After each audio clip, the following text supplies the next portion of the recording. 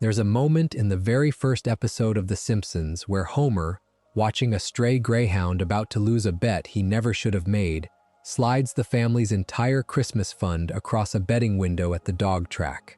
It's the first real thing we ever see him do as a father, and it goes wrong immediately. Almost nobody talks about it that way, as the true opening move of a pattern that would run for decades, because the series buried it under gags and a shaggy new family dog. Tonight, on Donudo, we're going through the whole shape of it. The beer, the donuts, the poker games, the crayon lodged in his skull, the plaque on his desk at the plant, all the ways The Simpsons has built Homer out of appetite, one craving at a time. So get comfortable, we'll be here a while, and if you haven't subscribed yet, it really does help us keep making these. The episode is called Simpsons Roasting on an Open Fire, and it aired on December 17, 1989, which makes it not just the first episode of The Simpsons as its own series, but the only full episode to air in the 1980s at all. Everything that came before it, the Tracy Ullman Show shorts, was a different, cruder animal, a minute or two of Groening's family sketched out between sketches on someone else's program. This was the real beginning, a half hour with a plot and a budget and a network banking on it as a Christmas special. And the plot they chose to open with, the very first story anyone ever told about this family on its own terms, is a story about Homer losing money he does not have.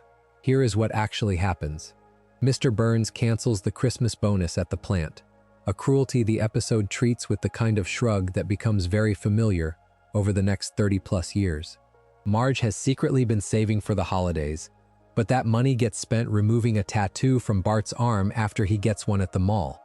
So the family is broke going into Christmas with no bonus and no savings.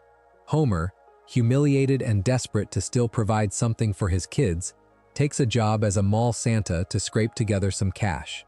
It isn't enough. Barney gives him a tip on a dog at the track, a long shot named Santa's Little Helper, and Homer, with the family's actual last $13 in his pocket, decides that the fastest way to turn a bad Christmas into a good one is to bet it all on a stranger's tip about a dog he has never seen run. The dog loses. Badly. It doesn't place, it doesn't show, it comes in dead last, discarded by its own furious owner right there at the track. And it's only because Homer and Bart happen to be standing nearby to see this rejected, shivering greyhound get thrown out like garbage that the family ends up with a dog at all. Santa's Little Helper doesn't enter this family because Homer was generous or resourceful. He enters because Homer gambled away the money that was supposed to be Christmas, lost completely, and then salvaged some semblance of a happy ending out of the wreckage by bringing home the loser nobody else wanted. That's the founding myth of the family pet, and it is also, if you look at it squarely, the founding myth of Homer himself. He takes an enormous risk with resources that were never really his to risk. It doesn't pay off. And rather than dwelling on the consequence, the story immediately reframes the disaster as heartwarming. That reframing is worth sitting with for a second, because it is the engine that runs under almost everything we're going to look at tonight. Nobody punishes Homer for the dog track bet. Marge is upset for about a scene. There's a beat of real tension when the family realizes they have nothing, and then the story pivots entirely toward the found dog and the warm, fuzzy Christmas special ending, and the $13 is never mentioned again. No one sits Homer down and asks him why he thought that was an acceptable risk. No one raises the fact that this is a grown man with 2 kids and a mortgage putting the household's entire liquid holiday budget on an animal he'd never heard of an hour earlier, on the word of Barney, a character already coded as a drinker before we've even met him properly. The story simply moves on, because that is what The Simpsons has always done with Homer's worst decisions. It absorbs them into the plot, lets them generate one act of chaos, and then resets. What gets me, watching that pilot with 30-plus years of hindsight, is how completely it previews the addictive personality the writers would spend decades exploring without ever quite naming it as such. Homer doesn't bet on the dog because he's a degenerate gambler in the classic sense, hooked on the rush of the wager for its own sake. He bets because he is desperate, because he wants to fix something for his family right now, and because the story he tells himself in the moment, that this long-shot tip from Barney is a real opportunity rather than a fantasy, is more comforting than sitting with the actual, boring, hard truth that they simply don't have the money. You'll see that pattern again and again across the run, in the beer, in the food, in the get-rich-quick schemes. Homer reaches for something immediate and consuming, something that promises to make a bad feeling go away right now, instead of tolerating the bad feeling long enough to solve the actual problem underneath it. This almost never gets called an addiction in so many words. It gets called a joke, a Homer being Homer beat, a runner. But the shape underneath the jokes is remarkably consistent, and once you notice it in the pilot, you start seeing it everywhere. It also sets up something structural we'll come back to across this whole video, which is that The Simpsons, almost from its first episode, is built to reset. Whatever happens to Homer, however badly he screws up, the next episode starts fresh, with the debt forgiven, the lesson unlearned, the appetite fully restored. That's not unique to this one. It's how episodic sitcoms have worked for decades. But most sitcoms don't run for 30-plus seasons and hundreds of episodes with the same core cast experiencing the same version of the same problems on an endless loop. When you stretch that reset mechanism out across that much time, applied specifically and repeatedly to one character's relationship with gambling, drinking, and food, it stops looking like ordinary sitcom structure and starts looking like something closer to a documented cycle. Not a story about a man overcoming his appetites, a story about a man endlessly circling them, decade after decade, episode after episode, always arriving back at exactly where he started. So that's where we begin, at the dog track, with $13 gone and a discarded greyhound trotting home to become the family pet. It's a small moment in a broad, silly Christmas episode, and the writers clearly didn't intend it as some grand thesis statement about their lead character. But rewatch it, knowing everything that comes after. The beer that becomes a running plotline for 3 decades, the donuts that nearly cause a meltdown, the poker losses, the buffet bans, and it plays less like a throwaway gag and more like an overture.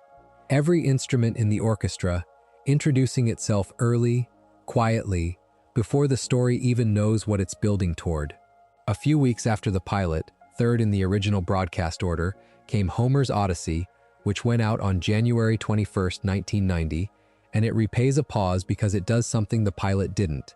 It hands Homer both his job and his drink of choice in the same 22 minutes, as if the writers wanted to get their 2 load-bearing pillars in place as early as possible.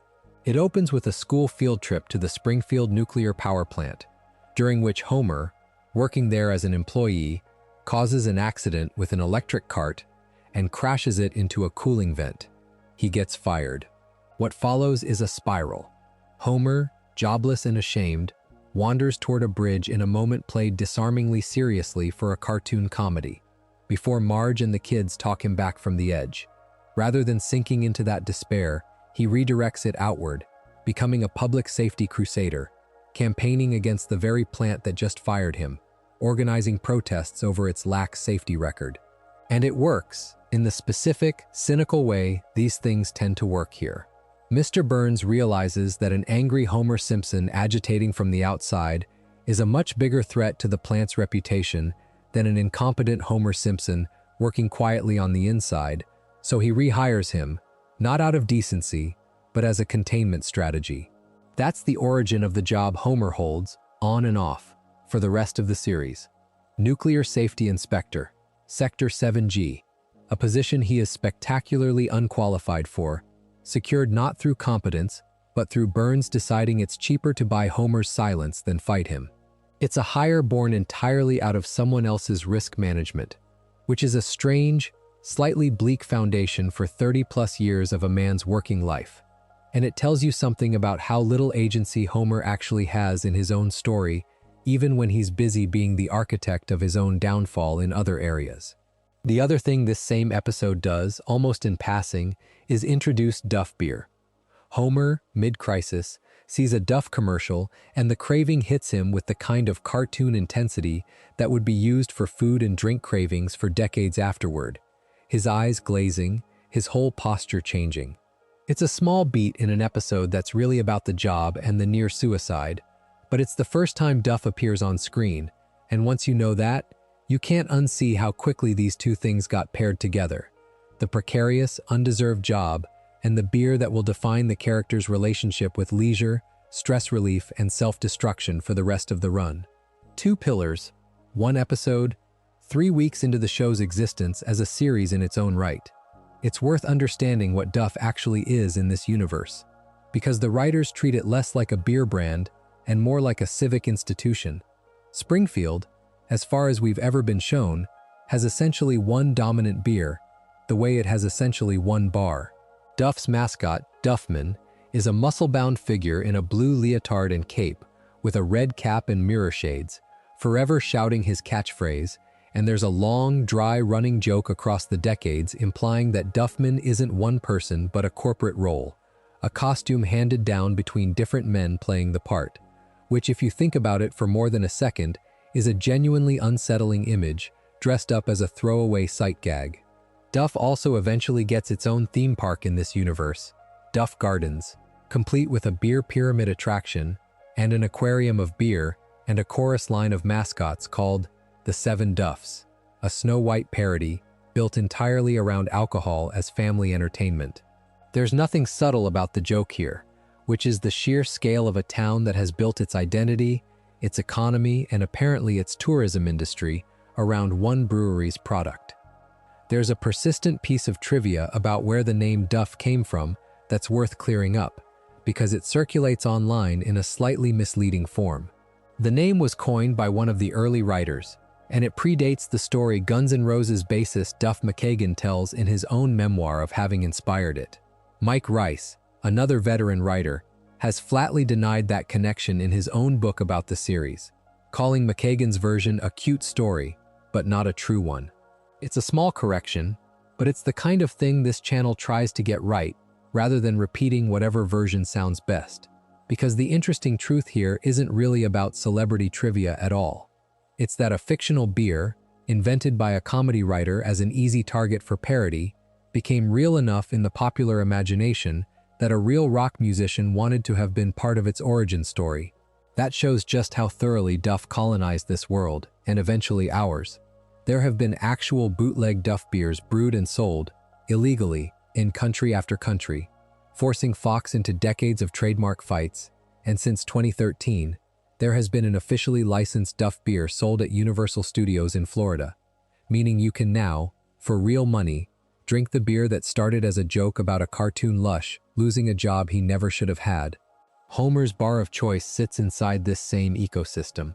Moe's Tavern is owned and run by Moe Scheizlach, a perpetually miserable bartender who is, as far as we've ever been told, running close to the only real drinking establishment in Springfield, with the occasional gesture toward a rival bar in neighboring Shelbyville, as if to underline just how singular Moe's is within the town itself. From the earliest seasons, there's a recurring gag built around Bart prank-calling Moe's and asking for fake customers with names that are dirty jokes, waiting to be shouted across a crowded bar. Moe falling for it every time, bellowing the punchline out to a room full of regulars who never seem to catch on either. It's a runner mostly about Bart's cruelty and Moe's gullibility, but it also does quiet work establishing the bar itself as a fixture, a place regular enough, familiar enough, that a 10-year-old can reliably reach it by phone and expect his prank to land. That familiarity is the whole point. Moe's isn't an occasional indulgence in this world. It's a second home, and Homer is one of its most loyal residents. 2 seasons later, in an episode called Flaming Moe's, which aired on November 21, 1991, Homer gets something rarer than another drinking scene, an actual moment of creative accomplishment, immediately taken from him. Tinkering behind Moe's bar, he invents a cocktail out of desperation and leftover ingredients, the core of it being cheap liquor dregs mixed with a bottle of crusty brand cough syrup, and on a whim he sets it alight. He calls it the Flaming Homer. It's disgusting, and it's also, somehow, a sensation, and Moe, watching a rare, profitable idea walk into his bar, quietly writes the recipe down, renames it the Flaming Moe, and turns his failing tavern into the hottest spot in Springfield overnight, all without giving Homer so much as a mention on the menu. What earns this episode a place here isn't really the theft plot, satisfying as it is, when Homer eventually gets a kind of justice by threatening to reveal the secret ingredient. It's what the invention says about where his mind goes when he's given free rein at a bar. He isn't just drinking, he's engineering, applying real focus and improvisation to the problem of how to get more out of alcohol, how to make it better, stronger, more theatrical. It's the one time across the whole run where his relationship with drinking looks less like compulsion and more like a genuine, if bent, talent, which makes it stand out against nearly everything else we'll look at tonight. Most of what we're covering is Homer being consumed by an appetite. This is one of the only times the appetite produces something. That contrast matters because of what the episode does with credit and ownership. Homer built something real, and it gets taken from him almost immediately, and the writers don't frame that as some grand tragedy. They frame it as one more instance of Moe being a small, grasping man in a small, grasping bar. But it's hard not to notice, watching this as part of a larger pattern, that even in his one moment of actual craft, Homer ends up with nothing to show for it beyond the drink itself, still in his glass, still going down his own throat. The invention doesn't change his life. It doesn't even change his relationship to Moe's, really, since by the next season the series has moved on, and the Flaming Moe barely gets referenced again outside the occasional callback. It's a single, contained flare of ingenuity that The Simpsons lets burn out, because burning out and resetting is what this series does with almost everything Homer touches. If Flaming Moe's shows Homer's relationship with alcohol at its most inventive, an episode from earlier that same season, Homer Defined, shows his relationship with food at its most dangerous. And it's worth going there next because the two appetites, drink and food, are really braided together across the whole run rather than existing in separate lanes. In Homer Defined, which aired October 17, 1991, Homer is at his post in the plant's control room, eating jelly donuts, and in the process of eating them, he splatters jelly across a temperature gauge. He then falls asleep at his station. The plant, unmonitored, drifts toward a genuine meltdown, and Homer is only woken by the blaring emergency sirens, at which point, in a full panic, he doesn't calmly diagnose the problem. He simply presses buttons at random, guided by a nonsense counting rhyme he half remembers from childhood, more like eeny, meeny, miny, moe than any actual engineering training. He happens to hit the right button. The meltdown is averted, and Homer, rather than being fired or disciplined for having caused the entire crisis in the first place, is hailed publicly as a hero, given a parade, celebrated by the very town whose safety he nearly destroyed through sheer distracted gluttony. This is, genuinely, one of the most damning episodes in the entire catalog for anyone trying to argue the series takes Homer's food habits seriously as a hazard, because the episode knows exactly what it's depicting and chooses to reward it anyway. The jelly donut isn't incidental set dressing here. It's the direct mechanical cause of a near catastrophe at a nuclear facility, and the response to that cause and effect is not consequence but comedy, then civic celebration. Springfield doesn't ask how close it came to disaster because of one man's inability to eat a donut away from his instrument panel. It throws him a parade. The town's capacity for short memory and misplaced gratitude becomes, in this episode, a kind of mirror for how the series itself treats Homer across the decades. Mistake, catastrophe narrowly averted. Applause, reset, no investigation. No new safety protocol banning food at the control panel. Just a hero's welcome and, presumably, more donuts waiting for him at home. It's worth sitting with how early in the run this pairing shows up, because it establishes something the later, more famous food episodes will keep building on. By the end of its first 3 seasons, The Simpsons had already put its lead character's appetite in direct, explicit conflict with public safety, not once but twice. First with the electric cart crash into the cooling vent that got him fired in Homer's Odyssey, and now with the donut jelly meltdown near miss in Homer Defined. Both times, the solution is the same. Absorb the disaster into comedy, let the town forgive and forget faster than any real town plausibly would, and send Homer back to the exact same post with the exact same appetites intact, waiting for the next donut, the next gauge, the next siren. Before we go further into Homer's own drinking, It's worth turning briefly to the character The Simpsons has always used as his shadow on this subject, Barney Gumble, because Barney's story is where the series gets closest to treating alcoholism as something with a cause, a shape, and even, eventually, a recovery. And the strange thing, once you actually line up the episodes, is that the writers have told two different, genuinely incompatible stories about how Barney became a drunk in the first place. The first version comes from Mr. Plow, which aired November 19, 1992. In flashback, we learn that a teenage Homer, the night before Barney's SATs, gave his friend a six-pack of beer, and that single act derailed whatever chance Barney had at getting into Harvard. It's played as a small, almost throwaway piece of backstory in an episode that's mostly about Homer and Barney competing over snowplow businesses, but it does real work.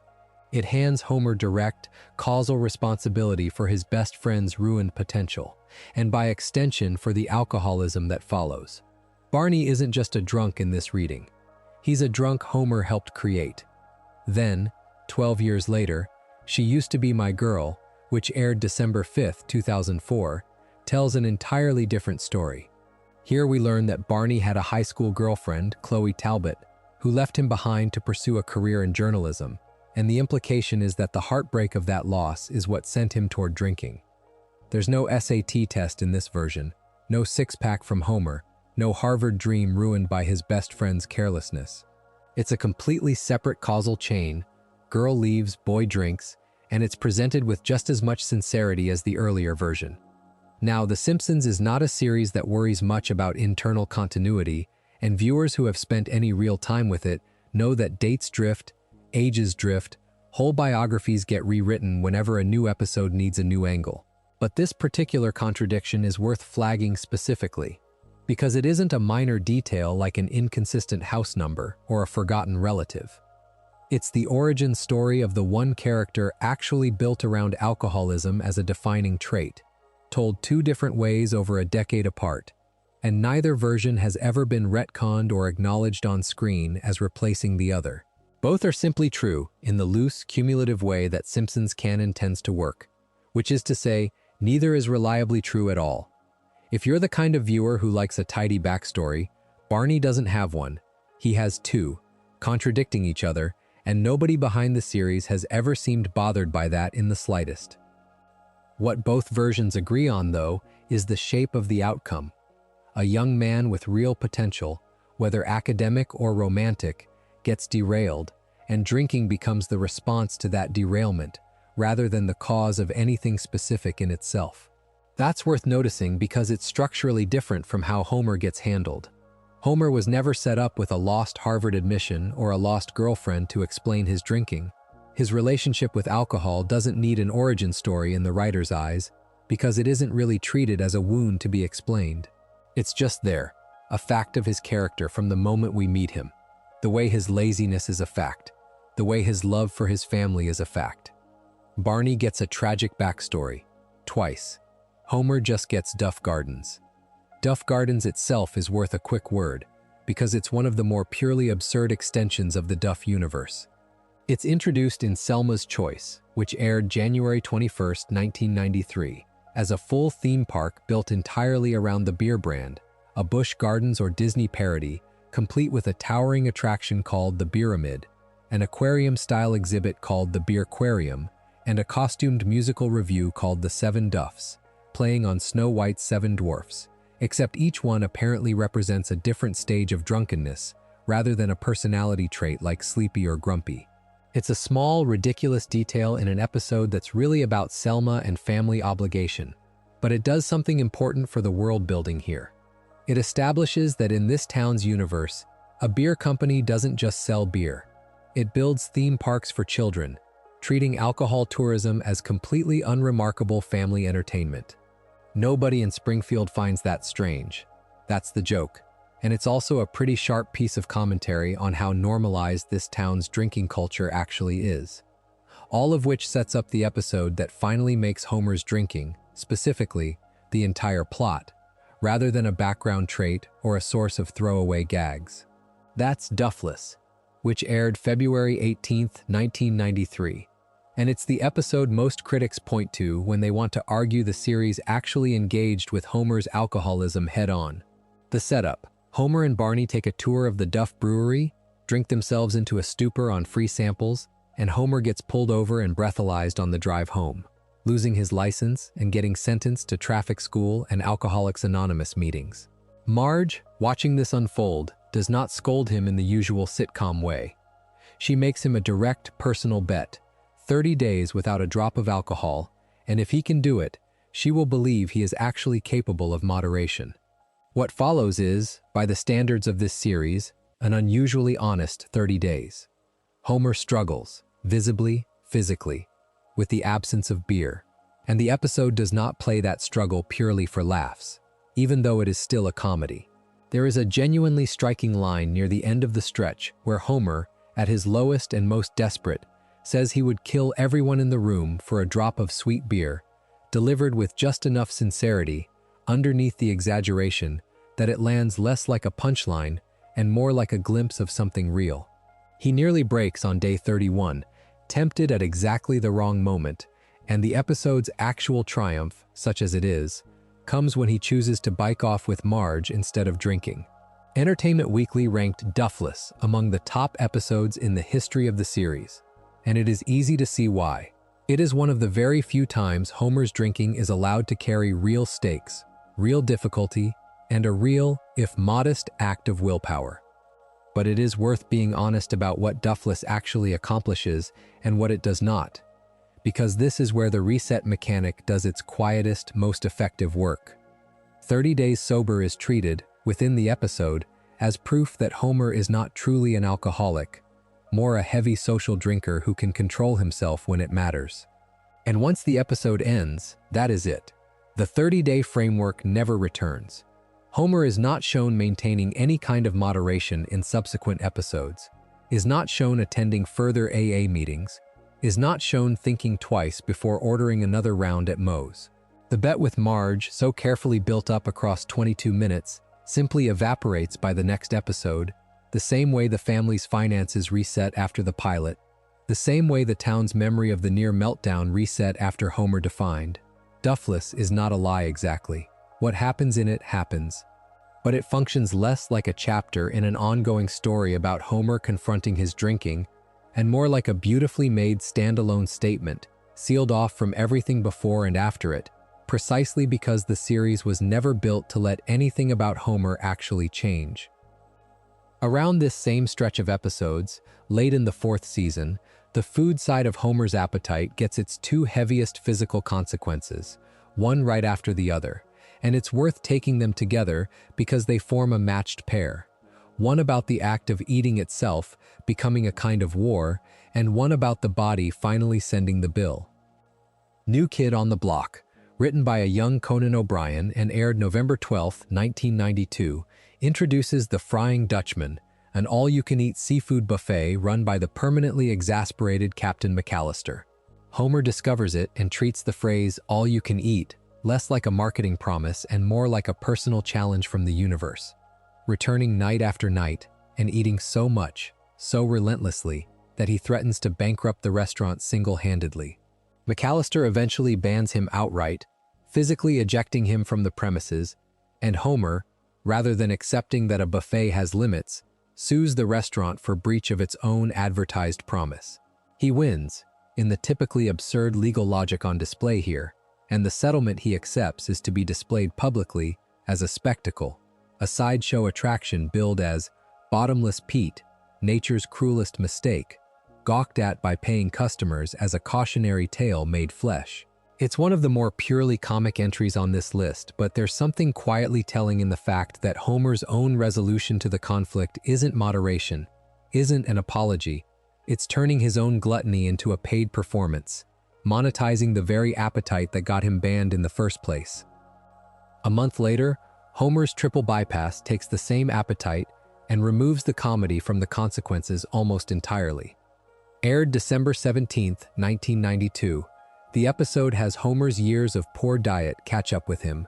Physically, he suffers a heart attack and needs triple bypass surgery just to survive. The real surgery, performed properly, would cost $40,000, money the family simply doesn't have, so Homer is forced instead toward Dr. Nick Riviera, the recurring parody of underqualified, bargain basement medicine, a doctor whose credentials are dubious at best and whose bedside manner leans heavily on cheerful incompetence. The operation proceeds anyway, and it's Lisa, not any of the adults in the room, who ends up providing the crucial assistance that gets her father through it alive. There's a genuine bleakness sitting underneath the jokes in this one that's worth naming directly. This is a series that has spent seasons treating Homer's eating as pure comic excess. Donuts. Gags built around drool and wide eyes and cartoon gluttony. And here, just once, it lets the other shoe drop. The body actually breaks. And even then, even with an open heart surgery as the stakes, the writers can't resist framing the solution through the lens of American healthcare absurdity and Homer's own economic precarity, rather than through any kind of reckoning with his diet. Nobody puts Homer on a health plan after this. Nobody in the family raises the donuts again in any lasting way. He survives the surgery, the credits roll, and by the next appearance of the character, he's back to his usual habits as if the bypass never happened, which is, when you say it out loud, a genuinely strange thing to do with a heart attack. It's worth pairing these two episodes with a completely different kind of susceptibility that shows up around the same period, one that isn't about food or drink at all, but reveals something important about the same underlying wiring. Marge versus the Monorail, another Conan O'Brien script, aired January 14, 1993, and the plot has nothing to do with appetite in the literal sense.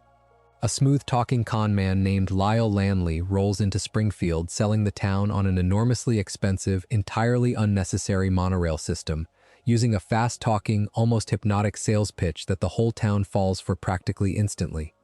Homer, dazzled by the spectacle of it, ends up as the monorail's conductor despite having absolutely no qualifications to operate one. The episode is usually remembered as one of the funniest in the run, and it is, but it also belongs in this conversation because it exposes the exact same mechanism that drives the dog track bet, the buffet visits, the beer, just aimed at a different target. Homer isn't tempted here by a substance. He's tempted by a promise, a shiny, exciting, too-good-to-examine promise, and he says yes to it with the same total lack of friction he brings to a free buffet or a Duff commercial. That's worth pulling out as its own thread, separate from the eating and drinking, because it suggests the appetite driving this character isn't really about any one substance at all. It's about the pull of anything immediate and thrilling over anything slow and sound, whether that thing is a beer, a donut, or a monorail salesman's grin. Now we need to correct something the internet gets wrong about this series constantly. Because if you've spent any time in Simpsons fan spaces, you've probably seen Springfield and Marge Gamer cited as Homer's great gambling addiction episodes, and that is simply not what either episode is about. It matters enough to slow down here, because getting it backwards flattens two interesting stories into a version of Homer that doesn't actually exist on screen. Springfield, subtitled Or How I Learned to Stop Worrying and Love Legalized Gambling, aired December 16, 1993. The premise? Springfield legalizes gambling, Mr. Burns opens a casino, and Homer gets hired as a blackjack dealer, a job that puts him right at the center of the action without ever making him the one placing bets. The addiction plot belongs entirely to Marge. She sits down at a slot machine, wins big, and from there the episode tracks her slide into genuine compulsion with a seriousness that's unusual here, going so far as to give her gambling urge a literal personified voice, a demon called Gamblor who appears to her, tempting her back to the machines even as her family life falls apart around her. She neglects Homer and the kids for days at a stretch, chasing the machines. It's Homer, in this episode, who has to hold things together, who has to step up as the responsible one while his wife disappears into a slot machine's blinking lights. The AV Club's retrospective on the episode singled out Marge's portrayal here as unsettling in a way the series rarely risks, praising it for not wrapping her compulsion up in a tidy bow by the end. That's worth pausing on, since this series almost never lets a woman's addiction carry the emotional weight of an episode the way it lets Homer's carry comic weight over and over. Marge gets gambler, Homer just gets to deal the cards.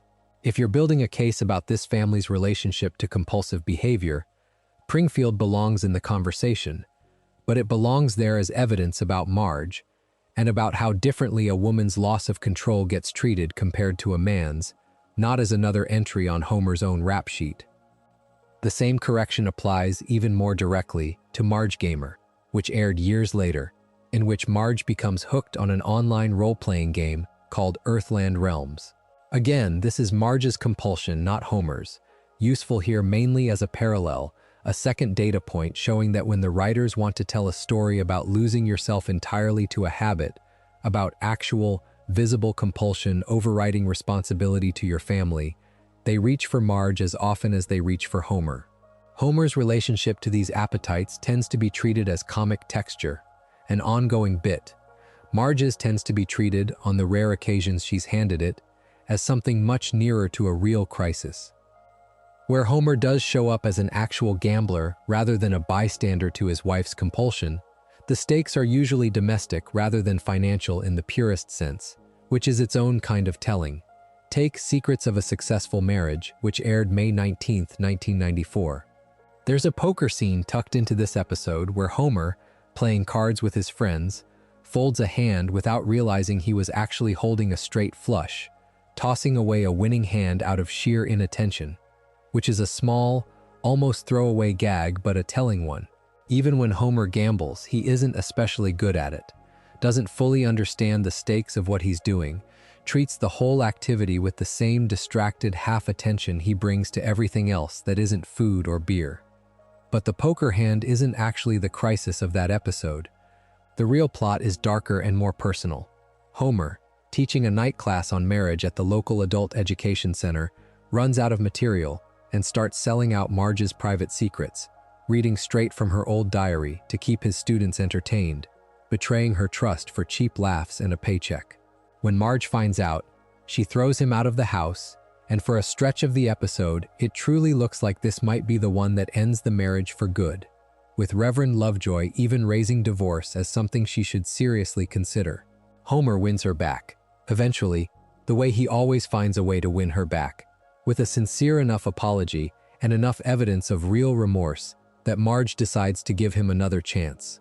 It's one of the clearest, most legitimate near-divorce episodes across the whole run, and it belongs here specifically because it shows that when Homer's compulsions do threaten to cost him something permanent, it usually isn't a casino or a bookie coming to collect. It's Marge, deciding whether she can keep forgiving him. There's one image from this stretch of the series' history that gets passed around online constantly, usually stripped of its actual context, and it deserves to be told correctly, partly because a video on this very channel got it wrong once before, and the honest thing to do is fix it here rather than let the error keep circulating. The episode is And Maggie Makes Three, which aired January 22, 1995, told as a flashback narrated to baby Maggie about how she came to be. Before her birth, Homer had actually managed to escape the plant, quitting to chase a genuine dream job managing a bowling alley, the happiest we ever really see him about his work anywhere across the run. Then Marge tells him she's pregnant with Maggie, and the math of a third child on a bowling alley salary doesn't work, so Homer swallows his pride completely and grovels his way back to Mr. Burns, begging for his old job back purely for the insurance and the paycheck. Burns takes him back, but not without exacting a small, petty cruelty first. He has a plaque installed at Homer's workstation that reads, "In full, don't forget, you're here forever." It's meant as a permanent reminder of Homer's failure to escape, a little daily humiliation bolted to the wall of his own cubicle. Here's the part that actually matters, and the part that so often gets flattened when this image circulates as a meme. In the present-day frame of the episode, back at the plant with baby Maggie now born, Homer has covered over sections of that plaque with photographs of her, arranged so specifically, so deliberately, that only certain letters of the original message remain visible. What used to read, "Don't forget you're here forever," now reads, "Through the gaps between the photos, do it for her." It's a lovely piece of visual writing, one that's often credited to writer George Meyer and frequently noted by fans as an homage to the classic Mad Magazine fold-in gag, where a page has to be physically folded to reveal a hidden image underneath the printed one. Homer's plaque works the same way. The cruelty is still there, unaltered, underneath, but the photos transform it into something that reads almost like a mission statement. He's not there because he's trapped. He's there for her. Now, the correction. This plaque is not a running fixture of Homer's workstation across the run. It doesn't appear at his desk in other episodes. It isn't part of the opening title sequence. It isn't glimpsed in the background of random plant scenes for the next 30 seasons. It belongs entirely to this one episode, this one flashback device, this one emotional payoff. If you've seen a version of this claim online or in an earlier video, suggesting the plaque is just always there at Homer's desk, quietly reminding him and us every episode that he's doing it all for his family, that version isn't accurate to what actually aired. It's a single, contained scene, and its power actually depends on that containment. It works precisely because it's a one-time reveal, a private message meant for Maggie and for us, not a piece of permanent set dressing Homer walks past every single day of his working life. What earns this episode a place in a video about Homer's appetites, even though it isn't really about drinking or eating or gambling at all, is the contrast it draws. Almost everything else we're covering tonight shows Homer chasing something for himself, an immediate, consuming pull toward pleasure or relief. And Maggie Makes Three shows the opposite impulse, briefly, sincerely, Homer giving something up, permanently, the bowling alley, the escape, the dream, for the sake of people who need him to. It is one of the rare times the writers let him make a real, lasting sacrifice rather than a compulsive grab, and it stays with you precisely because it is so unusual against everything surrounding it here. He is capable of it. The Simpsons simply almost never asks him to do it again. That capacity for genuine sacrifice makes the drinking episodes that follow it, chronologically, land a little differently, because you can no longer say Homer is simply incapable of restraint or loyalty. He's shown both, once, under the right pressure. What the alcohol asks of him, over and over, is a different, smaller, more constant kind of restraint. And that's where Homer versus the 18th Amendment comes in, an episode that doesn't pretend Homer has any interest in giving up drinking at all, and instead just lets him love it, openly, defiantly, on screen. Aired March 16, 1997, this episode imagines Springfield rediscovering a 200-year-old, long-forgotten prohibition law and, in classic Simpsons fashion, deciding to actually enforce it to the letter. A federal agent named Rex Banner, an obvious riff on the real Prohibition-era lawman Eliot Ness, descends on the town to crack down on drinking, and Homer, rather than accepting a dry Springfield, becomes a full-fledged bootlegger, running duff through hidden pipes straight into Moe's newly converted speakeasy. It is one of the series' most purely gleeful alcohol plots, treating prohibition not as a serious historical evil to satirize, but as an obstacle for Homer's ingenuity to route around. And it ends with the single most quoted line about drinking the series has ever produced. Homer raising a glass and toasting to alcohol itself, the cause of, and solution to, all of life's problems.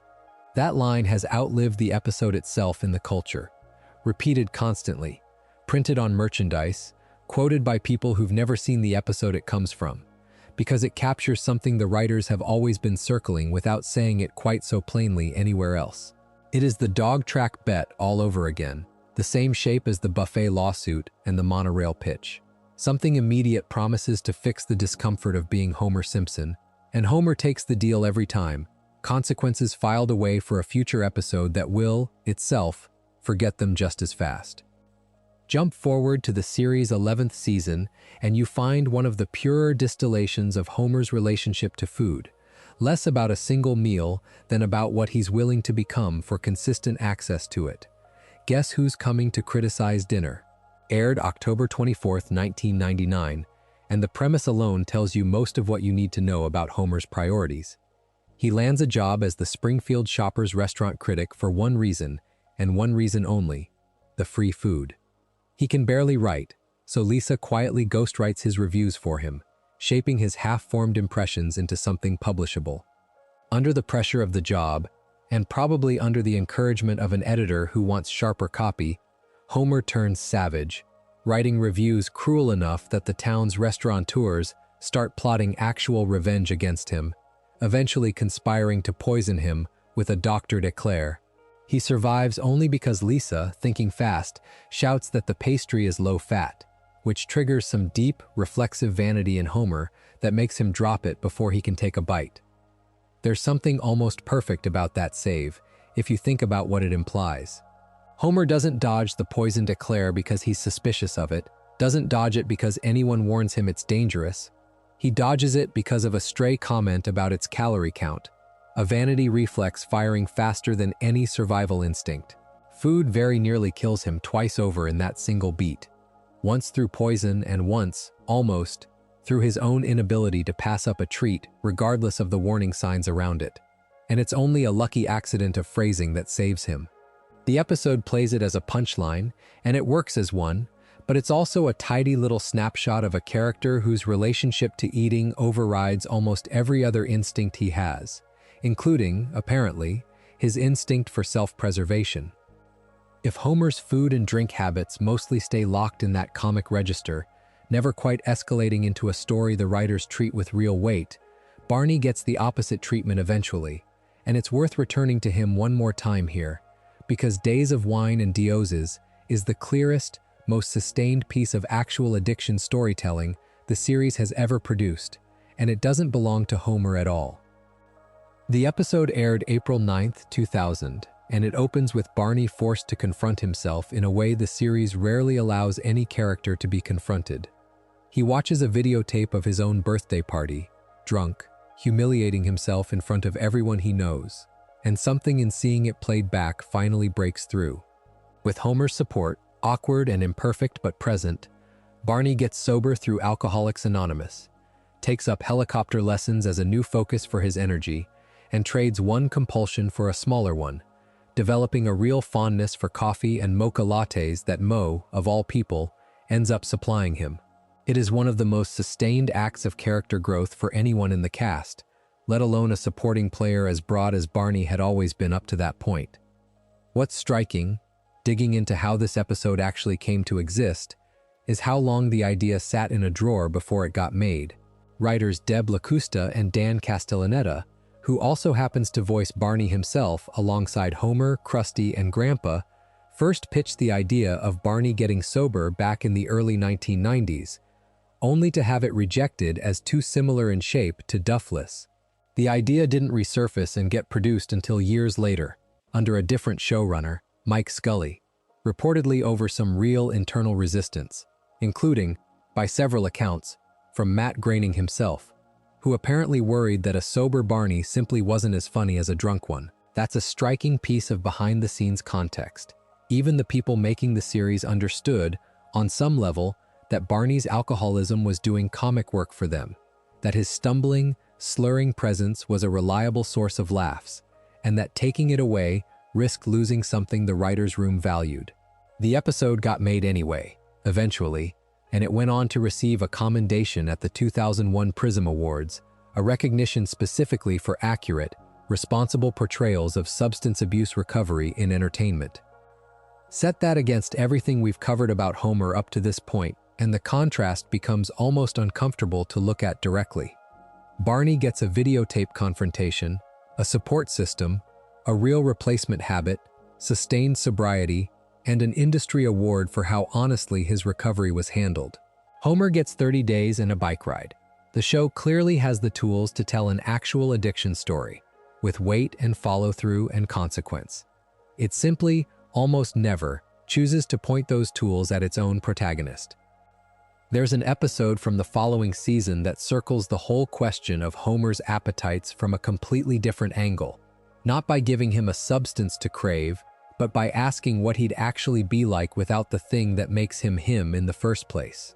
That's Homer, which aired January 7th, 2001, and it opens with Homer losing his family's savings on a bad investment in a motion capture company, a scheme that has nothing to do with drinking or eating, and everything to do with the same susceptibility we saw back in Marge versus the monorail, a readiness to believe in the shiny promise over the sound plan. Broke, he takes work as a paid medical test subject, and in the course of routine scans, doctors discover something that reframes his entire life: a crayon, lodged in his brain since childhood, the leftover of a dare in which young Homer stuck 16 crayons up his own nose. Removing it changes him.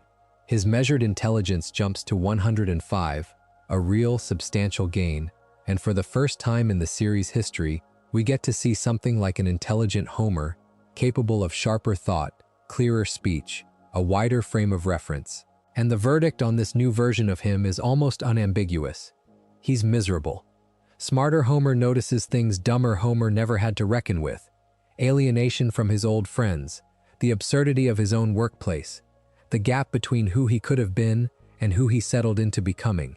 He even writes an honest, competent hazard report at the plant, the kind of report an actually qualified safety inspector would file. And the direct result is a wave of layoffs, his intelligence actively harming the people around him rather than helping them. Before it's undone, in a small, tender beat that's easy to miss under all the science fiction plotting, he writes Lisa a note expressing real, plainly stated love for her, the sort of clarity his usual fog of a mind rarely lets him reach. And then he asks for it back. Not the note, the fog. Homer goes to Moe, who is in no way a licensed surgeon but performs the procedure anyway. And a fresh crayon goes back into Homer's brain, restoring him to exactly the baseline of intelligence, or lack of it, that the writers need him to have for every episode that follows. It is worth being clear about what that restoration means, because it isn't imposed on him. He chooses it. Given the option to keep the sharper mind, the clearer marriage, presumably the better job prospects, Homer opts instead for the version of himself that struggles to spell, that reaches instinctively for the donut over the diagnosis. Because that version, painful as it sometimes is for the people around him, is the one he's comfortable being. If you're looking for the closest thing the series has to a mission statement about why Homer never actually changes, this episode might be it. Given a real, working cure for at least one of his limitations, he asks to be broken again, on purpose, because broken is what feels like home. The series returned to its own mythology from a completely different direction the following season, this time turning the camera on itself rather than on Homer specifically. Behind the Laughter, the finale of season 11, aired May 21, 2000, and it's structured as a parody of VH1's Behind the Music format, reframing The Simpsons not as a cartoon family but as a group of sitcom actors whose off-screen lives have apparently spiraled the way real celebrity lives so often do in those documentaries. Fame, excess, fractured relationships. Within that fictionalized frame, the special states plainly that Homer became addicted to prescription painkillers, tracing it back to an injury from an earlier episode, Bart the Daredevil, in which Homer, trying to stop his son from skateboarding across Springfield Gorge, tackles him and then attempts the jump himself to make a point, sailing out over the edge and plummeting to the bottom, badly hurt. It's a strange, almost dizzying piece of self-commentary to include here, because Behind the Laughter isn't canon in the way the rest of tonight's episodes are. It's the series putting its own history through a distorted, satirical mirror, inventing a whole shadow biography for its cast, as a joke about celebrity culture and the entertainment industry's appetite for tragic behind-the-scenes reveals. But the choice of what to invent tells you something, even inside a joke. Of all the addictions the writers could have assigned to a fictionalized, tabloid version of Homer, they reached for painkillers, tied specifically to physical injury, which lines up almost too neatly with everything we've already seen. A man whose body keeps absorbing damage, whether from a heart attack or a stunt gone wrong, and whose response to that damage is always to reach for something that makes the discomfort go away, rather than something that actually treats the cause. A couple of seasons later, the series finally puts Homer in front of a substance that isn't alcohol or food at all, and handles it with a level of care that stands out against nearly everything else we've traced tonight. Weekend at Burnsies aired April 7, 2002, and it opens with an act of pure slapstick misfortune. Homer is attacked by a crow and injures his eyes badly enough that a doctor prescribes him medical marijuana as treatment. While medicated, Homer discovers he finds absolutely everything hilarious, including, crucially, Mr. Burns' famously unfunny jokes. Jokes so dry and strange that literally no one else in Springfield has ever laughed at them. Burns, delighted to finally have an appreciative audience, promotes Homer to executive vice president purely for the pleasure of his company. Meanwhile, the town holds a ballot on whether to ban medical marijuana entirely, and once Homer's prescription lapses and his eyes heal, he lets it go and commits to staying clean going forward.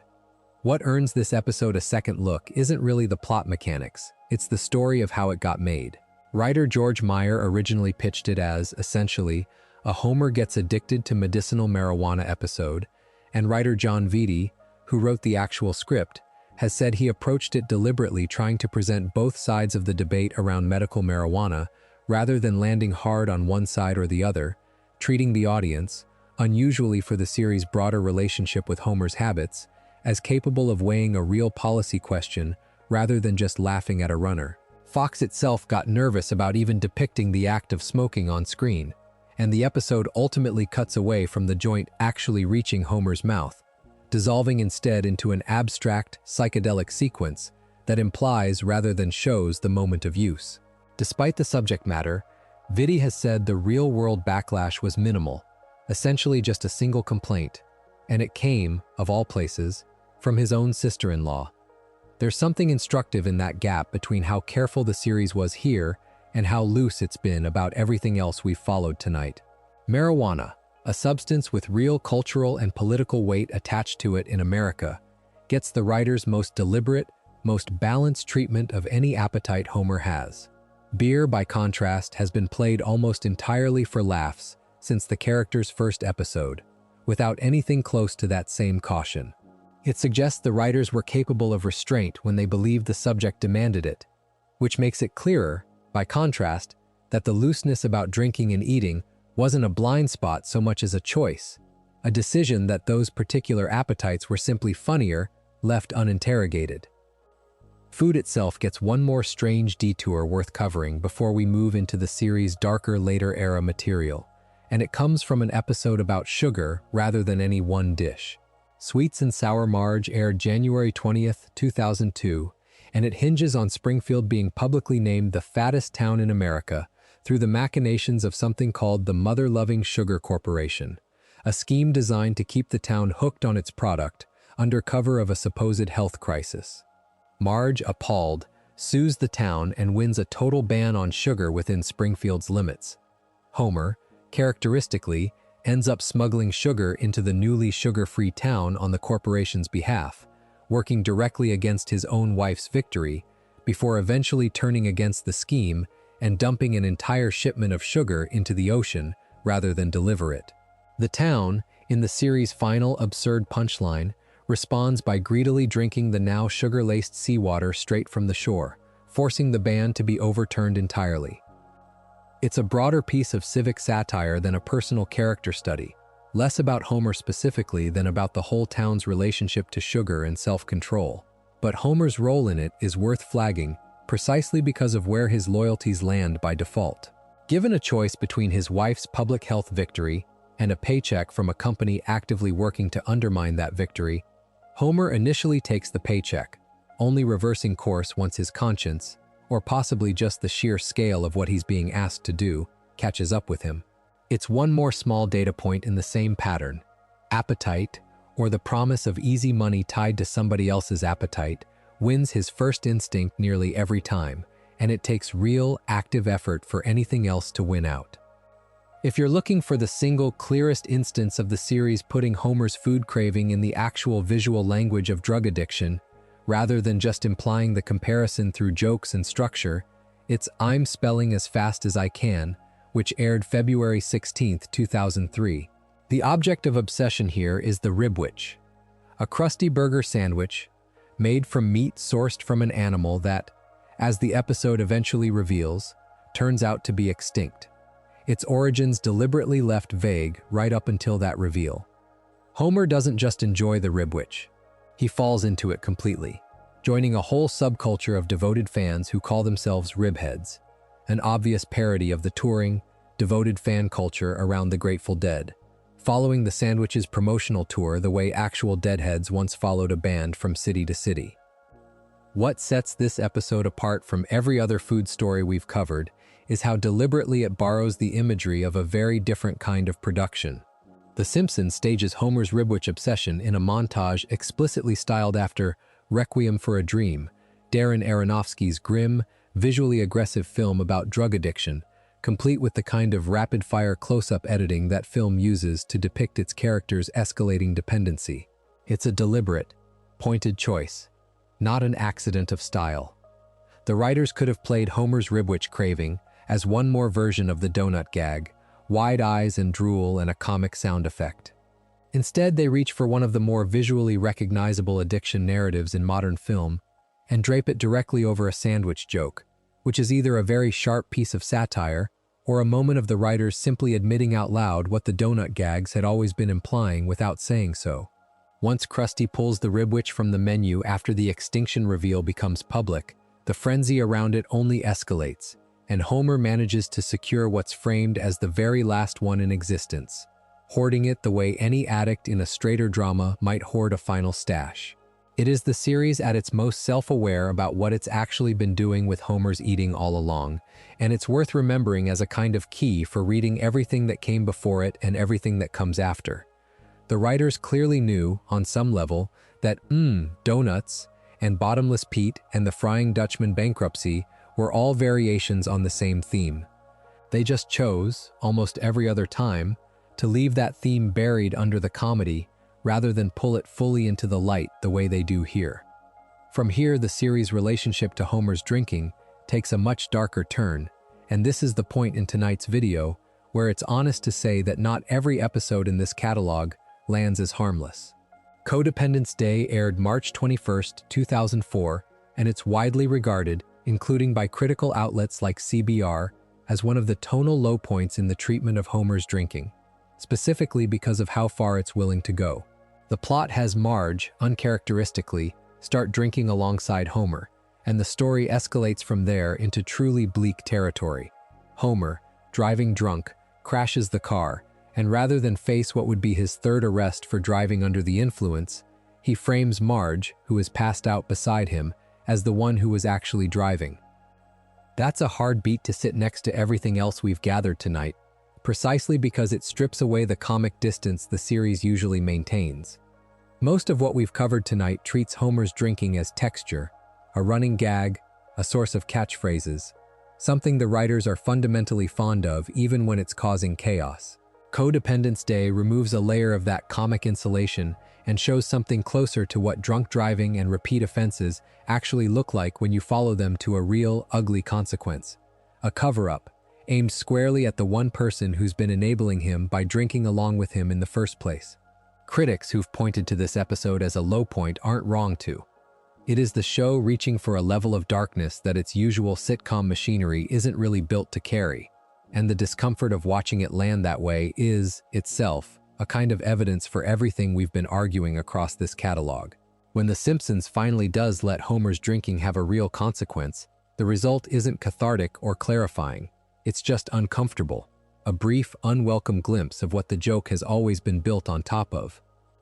Not every episode that touches on medication is really about Homer's own habits, and it's worth being careful about one that gets occasionally lumped in with the addiction conversation when it's actually pointed somewhere else entirely. Midnight RX, which aired January 16, 2005, has Homer and Grandpa Abe smuggling cheaper prescription drugs in from Canada after cuts to a senior drug plan leave Abe and his fellow retirement home residents unable to afford their medication. It's a policy satire first, built around the real, ongoing cost of American prescription drugs and the workaround, drug importation from Canada, that many real families turn to during this period. Homer's role is more caretaker than addict here, a son doing something illegal on his father's behalf out of necessity rather than craving, and it belongs in this video mostly as a contrast, proof that when the series wants to write about medication as a serious economic issue rather than a personal appetite, It knows how to keep Homer's own habits out of the frame entirely. The clearest illustration of just how far Homer's food cravings can reach beyond his own body arrives, fittingly, in the series' one theatrical feature. The Simpsons movie, released in 2007, builds its entire environmental disaster plot on a single moment of distracted appetite. Homer, tasked with properly disposing of the pig waste from Spider Pig's silo, gets pulled away by news of a free giveaway at Lard Lad Donuts, the chain famous within the series' universe for its towering donut-holding mascot statue, and in his hurry to get there before the promotion ends, he dumps the entire silo of waste straight into Lake Springfield rather than handling it properly.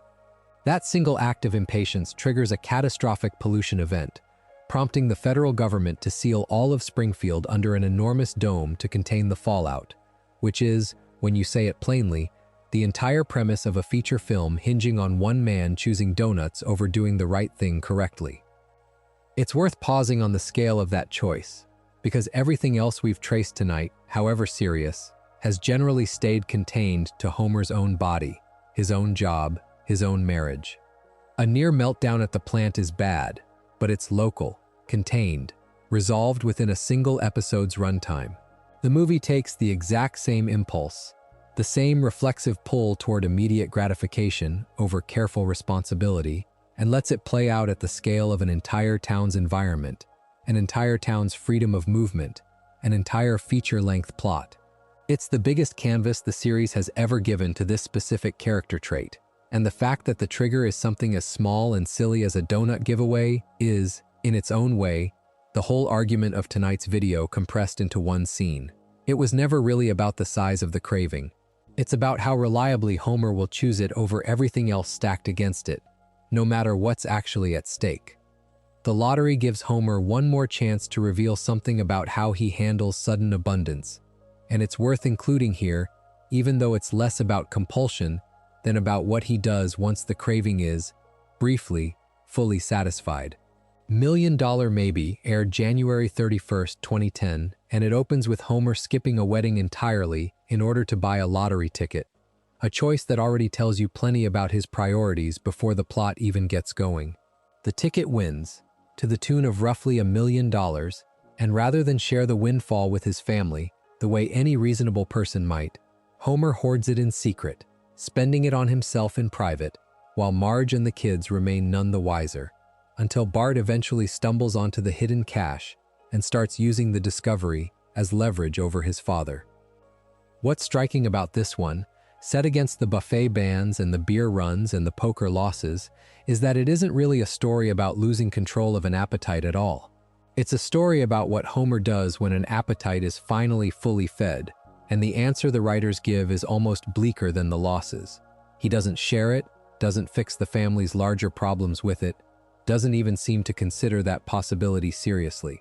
He just enjoys it by himself, for as long as he can get away with it, which suggests the pattern running under everything we've followed here was never really about scarcity forcing bad decisions in the first place. Even handed a windfall, with nothing standing in his way, Homer's first instinct is still to keep the good thing entirely for himself. Step back from any single appetite for a moment and look at the shape of Homer's working life across the whole run of the series, because it tells its own quiet story about why none of these patterns ever get the chance to catch up with him in any lasting way. We already saw how the nuclear safety inspector job came to exist in the first place, born out of Mr. Burns deciding it was cheaper to rehire an angry Homer than fight him from the outside. What's remarkable is how many times, across 3+ decades, that same basic dynamic repeats. Homer gets fired. Homer gets rehired. The writers rarely bother explaining why the second part keeps happening, treating it as one of those background facts of the universe, like Springfield having exactly one competent doctor and roughly a dozen incompetent ones, that simply doesn't need justification. Beyond the plant itself, Homer has drifted through an almost absurd number of side jobs and temporary careers across the decades. Boxer, mascot, astronaut, a crusty impersonator, a truck driver, the restaurant critic we already covered, a conceptual artist, briefly the mayor of Springfield, a clerk at the Quick E-Mart, a missionary, even a beer baron in his own right at one point. Fans have tried to tally the total number of jobs Homer has held across the series, and you'll see figures thrown around online, sometimes as low as around 188, sometimes climbing past 275, but none of these counts come from the studio itself, and they shift depending on how loosely you define a job. Treat them as a rough sense of scale rather than a precise statistic. What matters more than the exact number is what the pattern says about Homer as a working man. He is endlessly employable and endlessly unreliable at the same time, a combination that would sink most real careers within a year or two, and yet somehow never actually costs him his place back at Sector 7G, whenever the current scheme collapses. For most of the series' history, that revolving door was simply presented without explanation. The kind of thing a long-running cartoon just gets away with because nobody in the audience is really asking for a tidy justification.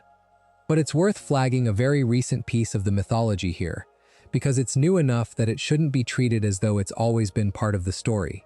In Shoddy Heat, an episode from season 36 that aired in 2024, the writers retroactively reveal that Mr. Burns privately guaranteed Homer's father, Abe Simpson, a job for life for his son at the plant, in exchange for Abe agreeing to drop an old investigation into a missing private investigator's partner.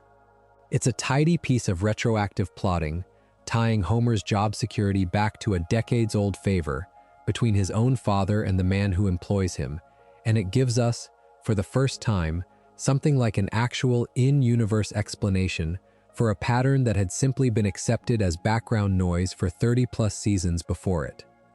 We should be careful about how much weight to put on that reveal, though, precisely because of how recently it arrived. This isn't long-established canon the way the plant job itself is, going back to Homer's Odyssey in the series' very first month on the air. It's a 2024 edition, arriving after literal decades of nobody needing a reason for Homer's job security, and it's entirely possible future writers treat it the same casual way they treat most continuity, as one available explanation among several, rather than a fixed, permanent piece of the mythology. Still, there's something almost fitting about it landing where it does. Even the explanation for why Homer never truly gets fired turns out to be, at bottom, a story about family loyalty overriding merit, which tracks with nearly everything else we've followed across these pages. Homer keeps his job the same way he keeps his marriage and his health and his general place in Springfield society, not because he's earned it through demonstrated competence, but because somebody, somewhere, whether it's Marge or his own father or, apparently, Mr. Burns himself, keeps deciding he's worth protecting from the consequences of his own choices. That protection has its limits, though, and nowhere does the series dramatize those limits more directly, or more literally, than in the story of what happens when Homer decides to weaponize his own body against the demands of that job in the first place. That story is King Size Homer, which aired November 5, 1995, and it may be the clearest piece of evidence in the series' entire history that Homer's relationship to food isn't simply about pleasure. It's about strategy, about using his own body as a tool to get out of something he doesn't want to do. The plot begins with Burns instituting a mandatory workplace exercise program, and Homer, dreading it, discovers a loophole. Company policy classifies any employee weighing over 300 pounds as disabled, which under a different section of policy qualifies that employee to work from home. According to the episode's own dialogue, that's the exact threshold, spelled out on screen rather than implied. Homer's starting weight, per the script, is 239 pounds. His plan, stated outright and pursued with real dedication, is to eat his way up past the 300-pound line as fast as possible, using disability status as a loophole to escape both the exercise program and, effectively, the workplace itself. He succeeds, spectacularly. There's a gag mid-episode where a scale briefly and incorrectly reads 296 pounds, an error the episode itself corrects, because his stomach happens to be resting on a nearby towel rack and throwing off the reading, and once that's fixed, his actual weight comes in at 315 pounds. Those numbers are worth getting exactly right, because they get repeated incorrectly online fairly often, sometimes cited from secondary sources that don't match what's actually on screen. The reliable figures, straight from the episode itself, are 239 pounds at the start and 315 at the end, a gain of 76 pounds pursued entirely on purpose. What makes this episode land so hard, though, isn't really the scheme itself, clever as it is in a purely comic sense. It's how honestly the writers are willing to depict the actual physical consequences of that scheme once Homer achieves it. This isn't played as painless cartoon weight gain. Homer becomes unable to dial a rotary phone, his fingers too thick to hit individual numbers. He can't fit behind the wheel of his own car. He's mocked openly and repeatedly in public, by strangers, in ways the episode doesn't soften. And in one of the more devastating beats this couple has ever been handed, delivered without any music cue to soften it, Marge admits directly that she's no longer physically attracted to him at this size. That's not a joke dressed up as pathos. It's stated plainly, allowed to land, allowed to sting, before the story moves back toward its comic engine.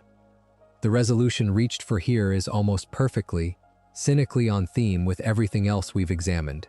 Homer's increased bulk, purely by coincidence, ends up plugging a leak at the plant that would otherwise have caused a meltdown, echoing Homer defined, from a few seasons earlier, in an almost uncanny way, his body once again, accidentally standing between Springfield and disaster.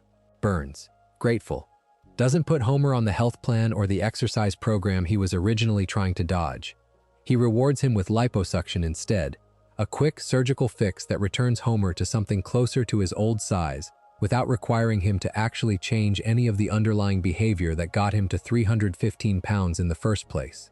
It's the reset mechanic again, dressed up in a slightly different costume. No lesson learned, no habits altered, just a medical shortcut back to the status quo, administered by the same man whose policies created the loophole Homer exploited to begin with. What strikes me about king-size Homer, set beside all the ground we've walked so far, is that it's the one episode where Homer's food consumption is explicitly, on screen, a deliberate choice rather than a helpless craving. He isn't distracted by a donut here. He isn't drawn irresistibly toward a buffet. He sits down and calculates, with something close to real cunning, exactly how much damage he needs to do to his own body to get the outcome he wants. And then he does it, on purpose, watching the scale the whole way. That reframes the rest of this account just slightly. Maybe Homer's appetites aren't purely compulsive after all. Not in every instance. Sometimes, at least once, they're a weapon he points at himself, quite deliberately, because hurting his own body turns out to be easier and more effective than simply telling his boss no. There's one trip Homer gets sent on that manages to combine nearly every appetite we've discussed into a single, compressed getaway, and it's worth its own stop here, even though it's a lighter, more purely comic entry than most of what surrounds it. Viva Ned Flanders, from the 10th season, has Homer, in a moment of genuine affection for his neighbor, deciding that mild-mannered, deeply religious Ned Flanders needs to loosen up and experience a real, unrestrained good time before it's too late. His solution is Las Vegas. The two of them fly out together, end up at a fictional casino called Nero's Palace, and gamble their way to a big win, only to lose all of it again just as fast. The classic shape of a casino night, with no real strategy behind it beyond momentum. They drink heavily on top of the gambling, and the episode's final twist has both men waking up the next morning legally married, each to a cocktail waitress neither of them can properly remember meeting. It's played entirely for laughs, closer in spirit to a broad bachelor party farce than to anything resembling a serious examination of compulsive behavior, and it's better to be honest about that than to force more weight onto it than the episode itself carries. But it's still useful here as a kind of compressed demonstration of how the writers pair Homer's appetites together rather than treating them as separate, isolated stories. Gambling and drinking don't operate as two unrelated plot lines in Viva Ned Flanders. They're the same night, feeding each other, each one lowering the resistance to the other, until the two men wake up having made a legally binding decision neither of them was in any state to actually make. That's a small but real piece of honesty buried inside the farce. These appetites rarely show up alone in Homer's life. They travel together, and Vegas, as a setting, exists almost entirely to let a series like this stage that pairing at its most extreme and consequence light. Poker gives Homer one more chance to demonstrate his relationship to risk, and this time the stakes land on someone other than himself, which changes the flavor of the story considerably. Lisa with an S, from the 27th season, has Homer sit down in a poker game against Lainey Fontaine, a visiting Broadway star, and lose $5,000, a sum he obviously doesn't have on hand. Unable to pay the debt in cash, he settles it instead by loaning out his own daughter, handing Lisa over to Fontaine as a kind of live-in assistant for a month in place of the money he owes. It's an unusually stark image for The Simpsons to land on, a father literally trading his child's time and autonomy to cover a gambling debt, and even filtered through the usual cartoon logic, it's hard not to flinch a little at the mechanics of the premise. What makes it worth including here, rather than dismissing as just one more wacky Simpsons plot contrivance, is how directly it ties Homer's gambling losses to a cost that isn't his own to pay. Across most of what we've covered, when Homer loses money gambling, on the dog, at poker, wherever, the loss lands on the family's shared resources, painful, but at least distributed. Here, the debt gets settled specifically through Lisa's time and consent, or lack of it, which makes the transaction feel less like ordinary sitcom farce and more like an uncomfortable snapshot of what it can mean when a parent's habit generates a bill that someone else in the household ends up paying, quite literally, with themselves. It's worth pairing that story briefly against a similar poker plot from a few seasons earlier, one that centers a different character's gambling problem entirely and uses Homer only as the rescuer rather than the culprit. Insane Clown Poppy, from the 12th season, gives its gambling addiction to Krusty the Clown, not Homer, having Krusty lose his own daughter Sophie's violin in a card game against the mobster Fat Tony, a debt paid not in cash but in a treasured, sentimental object rather than a person. Homer's role in that story is entirely supportive, helping Krusty win the violin back rather than generating the crisis himself. Set side by side, these two poker plots draw out something worth noticing. When the writers want a truly damaging gambling loss, one that costs something more than money, they're willing to hand that story to almost anyone in the ensemble: Marge, Krusty, even, eventually, Homer himself in Lisa with an S. They just rarely let that same character absorb the loss and grow from it in any lasting way. The debt gets paid, the episode ends, and by the next appearance of any of these characters, the story has already been filed away and forgotten. 20 years after king-size Homer first tied his weight to a workplace scheme, the writers returned to the subject of Homer's body from an almost opposite direction, and the contrast between the two episodes says a lot about how much the cultural conversation around weight had shifted in the meantime. Walking Big and Tall aired February 8, 2015, and it opens with something closer to a conventional sitcom setup. Marge, worried about Homer's health, pushes him toward dieting and exercise, but rather than following through on that diet, Homer instead falls in with a body-positive support group, one that actively protests thin body standards and encourages its members, Homer included, to embrace their size rather than fight it. It's a strange episode to place next to king-size Homer, because on the surface, it looks like it might finally be The Simpsons pushing back against its own decades of treating Homer's weight as either a punchline or a plot device, offering him, and by extension its audience, a version of self-acceptance instead of another diet and relapse cycle. And there's something to that reading.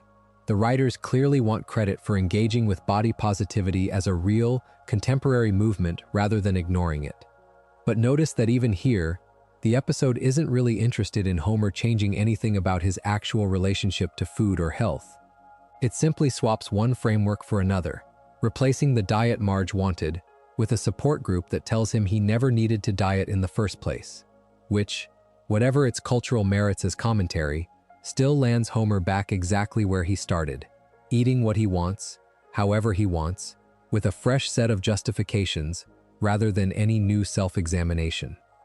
That's not really a criticism of the body-positive movement itself, which exists for entirely legitimate reasons that have nothing to do with a cartoon character's eating habits. It's more an observation about how reliably the series finds a way to protect Homer's status quo, regardless of what cultural conversation it's borrowing from to do it. Give the writers a health scare, and Homer ends up on the operating table with Dr. Nick.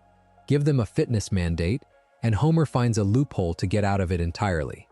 Give them a body positivity movement, and Homer joins a protest instead of a gym.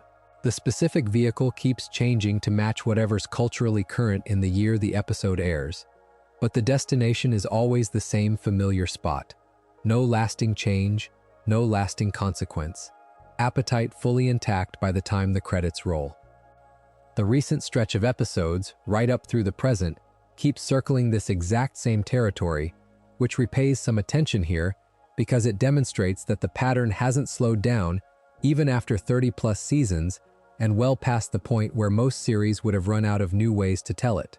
The Last Barfighter, which aired May 23, 2021, reveals that Moe belongs to a secret society of bartenders, one that Homer, Lenny, Barney, and Carl stumble into, and the society's dark twist is a plan to inject the town's regular drinkers with something called anti-booze, a serum designed to physically block the effects of alcohol altogether. It's a fairly late-era plot, more concerned with genre parody than character study, but it says something about the program's own self-awareness. Even the writers seem to understand, by this point, that a serum capable of ending Homer and Barney's drinking permanently would have to be treated as a genuine, existential threat to their world, something worth fighting off rather than embracing. Barney's own relationship to sobriety, meanwhile, keeps cycling in exactly the way you'd expect from everything already laid out here. Recent episodes, including The Man Who Flew Too Much and The Last Man Expanding, both from season 36, airing across late 2024 and the spring of 2025, show Barney sober again, working as a helicopter pilot, a fresh callback to the hobby he originally picked up during his Days of Wine and Dioses recovery arc decades earlier. In The Last Man Expanding specifically, Barney's sobriety this time around is tied to a new plot device, a weight loss drug the episode calls Othinquick, an evident parody of real-world drugs like Ozempic that dominated cultural conversation in the years leading up to that episode's airing. As a side effect of taking it, Barney loses his taste for alcohol along with his appetite for food. Homer, notably, is the one holdout in Springfield who refuses to take the drug at all, clinging to his appetite even as the rest of the town chases the easier chemical shortcut around theirs. Taken together, these two recent episodes function almost as a compressed replay of the whole case built across these paragraphs. Barney sobers up again, for what is by now at least the third distinct time he's been put through some version of that arc, proving that even his hard-won, award-recognized recovery from 2 decades earlier was never actually permanent within the internal logic of the series. Just another loop in a longer cycle the writers keep returning to whenever they need fresh material. And Homer, true to form, holds the line exactly where he's always held it, refusing even a pharmaceutical shortcut out of his own appetite, apparently more comfortable wanting the thing than being cured of wanting it. Step outside the series entirely for a moment, because Homer's appetites haven't just shaped 30-plus seasons of television, they've leaked out into the real world in ways that are worth pausing on, starting with one of the stranger pieces of evidence for just how deeply his image has embedded itself in public consciousness. In 2009, the UK government's health department ran a campaign called Change for Life, aimed at encouraging healthier eating and more active lifestyles among British families. And as part of that campaign, it paid to sponsor Simpsons broadcasts on Channel 4, spending in the region of £640,000, somewhere around $1 million at the time. The campaign's messaging drew an explicit contrast between the healthy habits it wanted to promote and what it directly described as the beer-swilling, donut-guzzling diet of Homer Simpson. There's something almost dizzying about that arrangement once you look closely at what it actually implies. A national government, spending real public money, chose to sponsor broadcasts of the very program whose lead character it was, simultaneously using as the public face of exactly the behavior it wanted citizens to avoid. Homer wasn't hired as a spokesman for healthy living here. He was the joke, the shorthand, the instantly recognizable image of the diet nobody should follow, familiar enough across an entire country that a health ministry could invoke him without further explanation and expect every viewer to immediately understand the reference. That's a strange kind of achievement for a cartoon character, to become so thoroughly identified with a specific set of appetites that your own government uses you as a public health warning, delivered essentially for free through sheer cultural recognition, while also literally paying to run more episodes of the series that made you famous in the first place. Not everyone in the UK saw that dynamic the same way, though, and the disagreement itself is worth including because it shows the cultural conversation around Homer's body and habits cuts in more than one direction. In October of 2014, a British television personality named Steve Miller, known for hosting a show called Fat Families, publicly accused The Simpsons of normalizing obesity, going so far as to write an open letter directly to Matt Groening, urging him to put Homer on a diet, arguing that a beloved, constantly forgiven character, eating however he wants without lasting consequence, sends exactly the wrong message to the kids watching alongside their parents. Where the government campaign used Homer as a warning label, treating the audience as smart enough to laugh at him rather than emulate him, Miller's letter treated that same familiarity as the problem itself, arguing that decades of affectionate repetition had worn away whatever cautionary edge the character once carried, leaving behind only the comfort and the laughs. Both readings can be true at once, honestly, and that tension is really the entire argument here in miniature. The Simpsons never straightforwardly endorses Homer's drinking and eating. The consequences are real within individual episodes. The heart attack happens, the DUI happens, Marge's attraction actually wavers. But it also never lets those consequences accumulate into anything that actually threatens the character's basic likability or the writer's fondness for him, which is exactly what lets both a government health campaign and a diet show host look at the same source material and walk away with opposite conclusions about what it's actually teaching people. There's academic weight behind that second reading too, beyond just one television personality's open letter. A published content analysis study looking at popular television programming across roughly a decade, spanning the 2002 through 2003 season through the 2011 through 2012 season, and including The Simpsons among its sample, found that in the vast majority of on-screen drinking depicted across that sample, 96% of the time, drinking occasions showed either no consequence at all or an actively positive one. That's not a study built specifically around Homer. It's a broader look at television drinking generally, but it lines up almost exactly with the whole pattern we've been mapping. Homer's drinking, across 3+ decades, follows that same overwhelming statistical tendency, mostly harmless on screen, mostly a source of comedy and community rather than genuine cost, with the rare exception, a Duffless, a codependence day, standing out precisely because it's so uncommon against everything surrounding it. None of this is unique to Homer specifically as a character, and it's worth being fair about that. The Psychology of The Simpsons, DOE, a non-fiction essay collection edited by Alan S. Brown and Chris Logan and published by Ben Bella Books back in 2006, uses episodes across the series' history, gambling addiction among them, as case studies for illustrating real psychological concepts to a general audience, treating the material less as a subject to be criticized than as an unusually rich, accessible teaching tool, precisely because its exaggerations make certain patterns easier to see than they'd be in a more realistic drama.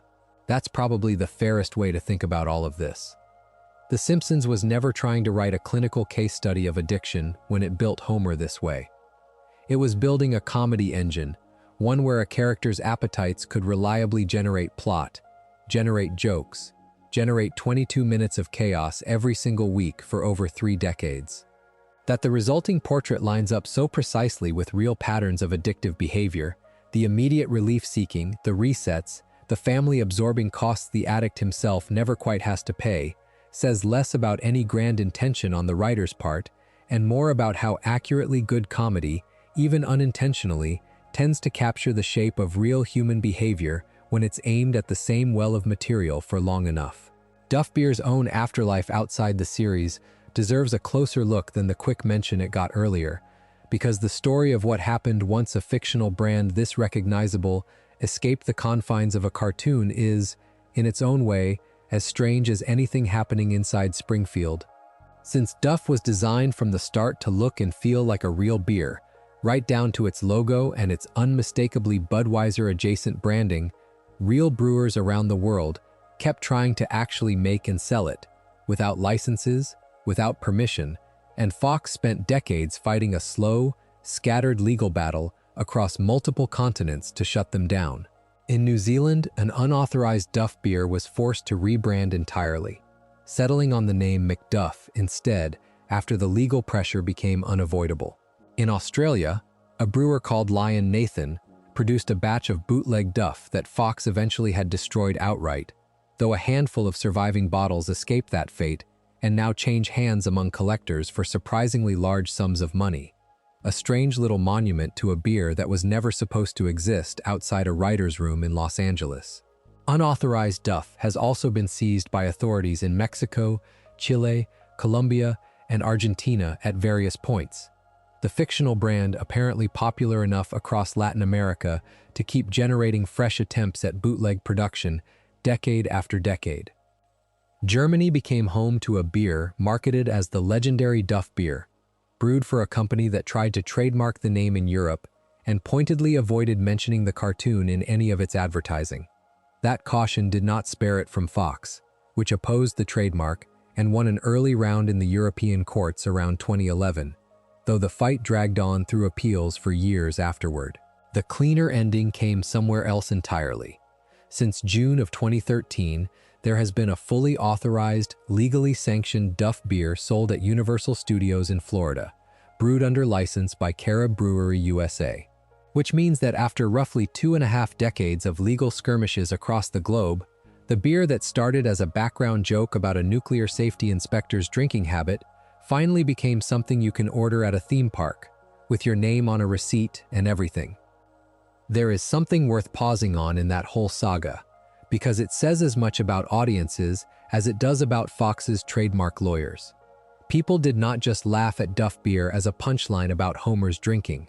They wanted to drink it themselves, badly enough to brew it illegally across half a dozen countries, badly enough that a company eventually decided the smartest business move was not fighting that desire forever, but licensing it properly and selling the real thing at an actual amusement park. The joke about a town organized around one dominant beer brand turned out to double as a surprisingly accurate prediction of how audiences would actually respond to that beer once it existed as more than an animated prop, which is its own small, funny footnote to a series that has spent 30-plus years building an entire culture of drinking around one fictional label. Homer's relationship to time itself is worth untangling here too, because it explains something structural about why none of what we have covered tonight ever really has to add up into a coherent, single-life story. Most long-running fiction eventually has to reckon with its characters aging, growing, accumulating consequence in a way that forces some kind of forward motion. The Simpsons solved that problem, or sidestepped it, through what is usually called a floating timeline. The series is generally set in whatever year it happens to be airing, its jokes and references staying current with the culture around it, but its characters barely age at all across that same span of real time. Bart has been roughly 10 years old for well over 3 decades. Lisa has been roughly 8 for just as long. And Homer himself sits in that same suspended state, a father in his late 30s or early 40s, depending on which episode and which season you happen to be watching, without ever actually moving forward into middle age in any way that sticks. That inconsistency shows up directly whenever the writers try to pin down anything concrete about Homer's past. A prop that appears in a Season 4 episode, a driver's license glimpsed on screen, gives his birth date as May 12, 1956, but The Simpsons has never treated that date as fixed, reliable canon the way it might treat, say, the existence of the nuclear plant itself. His stated age has drifted across the decades, closer to 34 in the earliest seasons, climbing into the range of 38 to 40 by later ones, without any accompanying explanation for how a man can age roughly 6 years across a span of real-world time, stretching well past 2 decades. It is not a continuity error so much as a structural feature of the format itself, the writers simply refusing to let their characters' pasts calcify into anything a future colleague might feel bound by. What that means for tonight's subject specifically is worth spelling out plainly. There is no single, fixed origin story for Homer's drinking the way there is a contested but at least attempted one for Barney's. There is no canonical age at which his relationship with Duff Beer began, no verified anniversary of the dog track bet you could mark on a calendar, no birth year solid enough to build a tidy timeline of exactly how many years he has been cycling through these same appetites. The floating timeline does not just let Bart stay 10 forever. It lets Homer stay exactly as unresolved as the series needs him to be in any given week. A man with a past that is real enough to reference but never solid enough to actually hold him accountable to it. It is worth stepping back now and putting Homer and Barney side by side one more time, because over these last few hours we have kept bumping into the same asymmetry from different angles, and it deserves to be named directly rather than just implied episode after episode. These are, on paper, two men with strikingly similar problems. Both are regulars at the same bar. Both show up in Moe's orbit constantly enough that The Simpsons barely needs to explain their presence there anymore by the time you are several seasons in. Both have, at various points, had their drinking treated as a serious enough issue to warrant an actual storyline rather than just a running sight gag. And yet the writers have built two completely different kinds of character out of that shared starting point. And the difference between them tells you almost everything about what kind of story this series is actually willing to tell. Barney gets an origin, twice over even if the two versions contradict each other. Barney gets a rock-bottom moment specific and humiliating enough to serve as a turning point, that birthday tape in Days of Wine and Dioses. Barney gets a support system that includes his best friend showing up for him. Barney gets a replacement habit that is not destructive, all that coffee and all those mocha lattes. Barney gets sustained sobriety long enough and portrayed carefully enough to win outside recognition from an actual industry body focused on responsible media portrayals of addiction recovery. Homer gets none of that, not because the writers are incapable of it. We know they are not. They wrote all of it for Barney.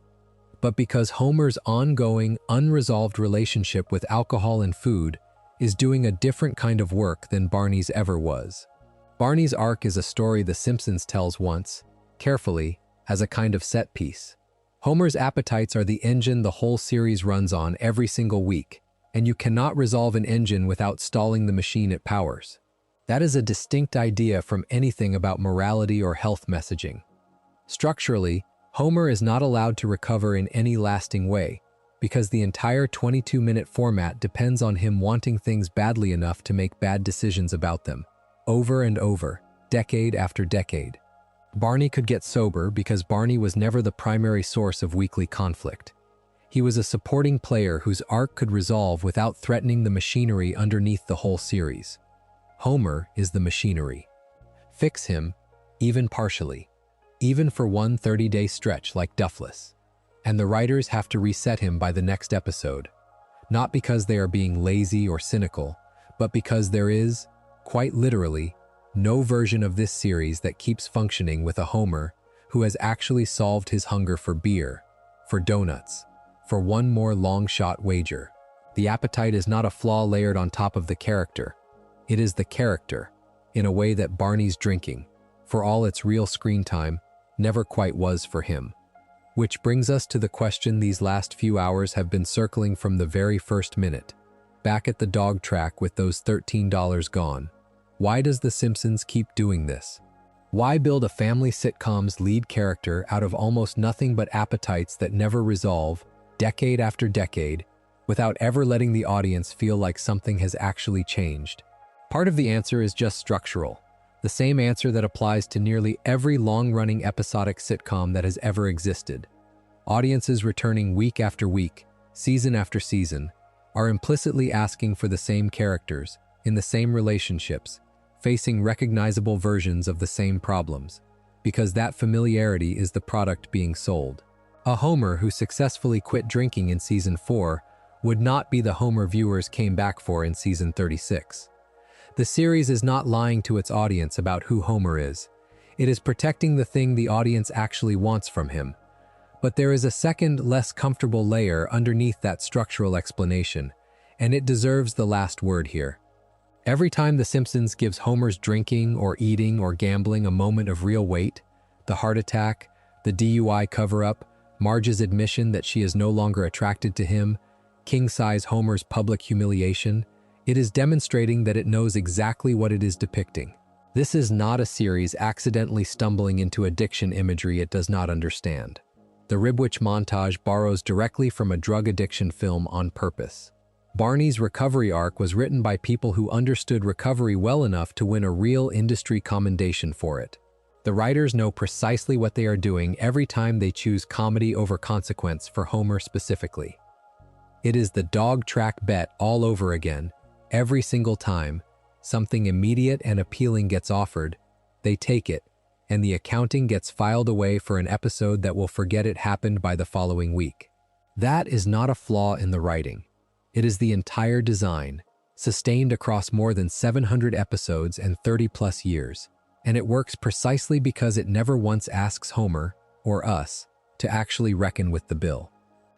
There is one more angle worth pulling together before we start closing things out tonight, because we have spent all this time following Homer's appetites from the inside, tracing what he wants and why he reaches for it, and that has left one obvious question sitting underneath almost every episode without ever quite getting asked outright.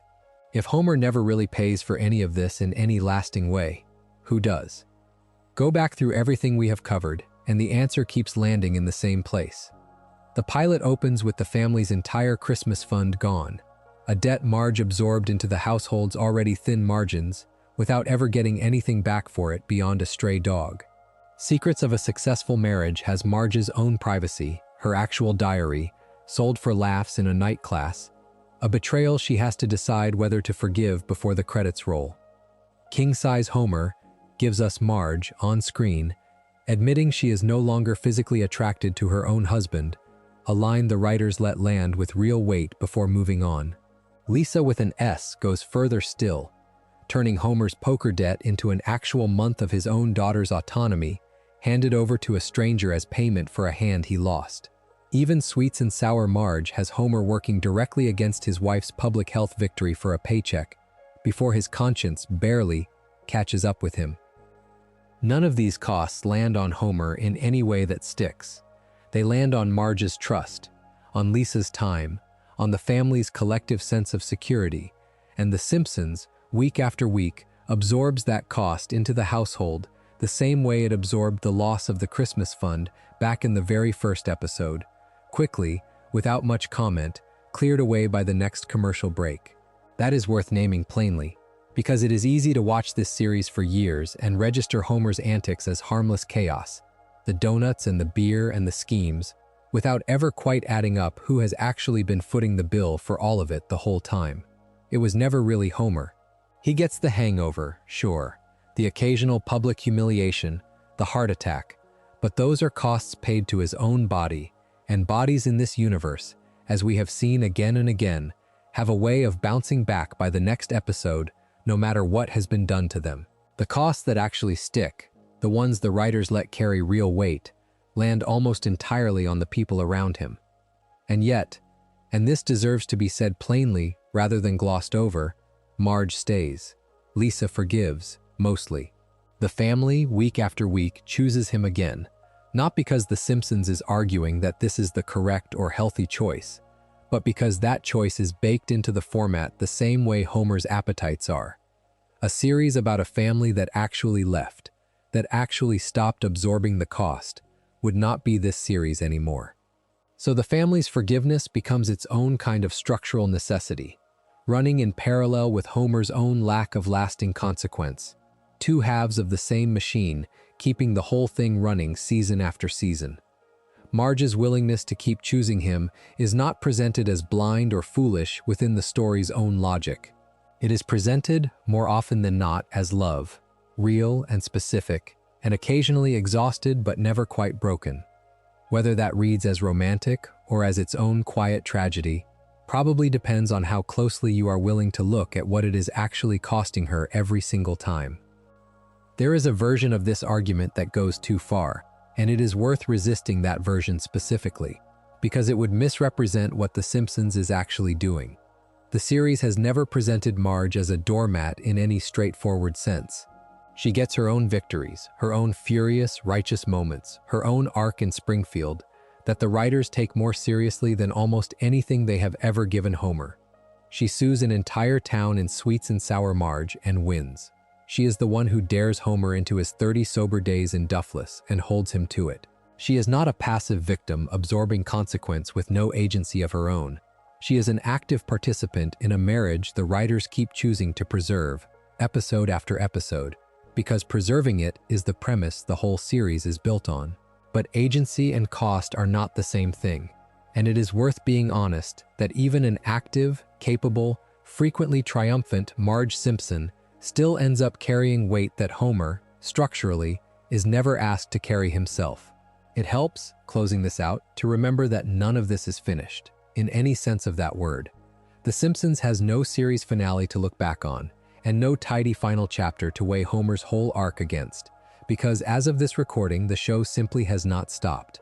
It was formally renewed back in April of 2025 through a 40th season, which would land somewhere around 2028 or 2029, with future seasons trimmed to a shorter episode count alongside additional specials made exclusively for streaming. Season 37 ran from late September of 2025 through February of this year. Depending on exactly how you count Disney Plus exclusive material against traditional broadcast episodes, the series passed its 800th episode during this 37th season, which puts the total somewhere right around 800 as of early this year, a figure that will already be out of date by the time you are watching this, because new episodes keep arriving on a schedule that shows no sign of slowing. That ongoing, unfinished quality matters for how you understand everything we have covered tonight, because it means there is no closing chapter waiting somewhere down the line where Homer finally, permanently confronts his hunger for beer, for donuts, for the long odds bet in a way that sticks for good. There is no series finale coming that will retroactively reframe Duffless as the true beginning of a real recovery arc. No final season where the writers look back at Homer-defined and king-size Homer and Codependence Day and decide it is finally time to let the consequences catch up with him for good. The Simpsons simply keeps running, keeps resetting, keeps finding new decades and new cultural moments, medical marijuana, Ozempic parodies, whatever comes next, to pour the exact same appetite through. Homer at season 37 is recognizably, almost eerily, the same man who bet the Christmas money on a dog track tip back in 1989, and there is no reason within the series' own logic to expect that to change by season 40 either. And yet the character has become something bigger than any single episode's plot. Bigger, honestly, than the series itself in a lot of ways. Homer Simpson is a globally recognizable fictional character, a cultural shorthand reached for constantly outside his own borders, invoked by health campaigns and stand-up comedians, and, as we covered earlier, an actual government ministry trying to warn people away from exactly the diet he represents. Donuts, drawn out in that particular drooling cadence Dan Castellaneta gave him, does not need an episode number or air date attached to it anymore to land with an audience. It is simply understood, the same way Duff Beer's logo is understood, the way the silhouette of Homer strangling Bart used to be understood before that particular gag was retired in later years. Few television characters, drawn or otherwise, get treated as a load-bearing piece of the culture's shared vocabulary the way Homer has, and it is worth remembering that this level of recognition was built out of appetite and almost nothing else. Not out of his kindness, though he has plenty of it buried under the noise, and not out of his intelligence, which decades of writing have made very clear is not the point of him. Out of his wanting things, constantly, and reaching for them anyway. There is something almost unsettling about how comfortably that has sat with audiences for over 3 decades, myself included, honestly, sitting here putting this together. We do not watch Homer Simpson and think addict first. We think donuts. We think duo. We think of a warm, familiar, slightly pathetic father figure who somehow always ends up fine by the next commercial break.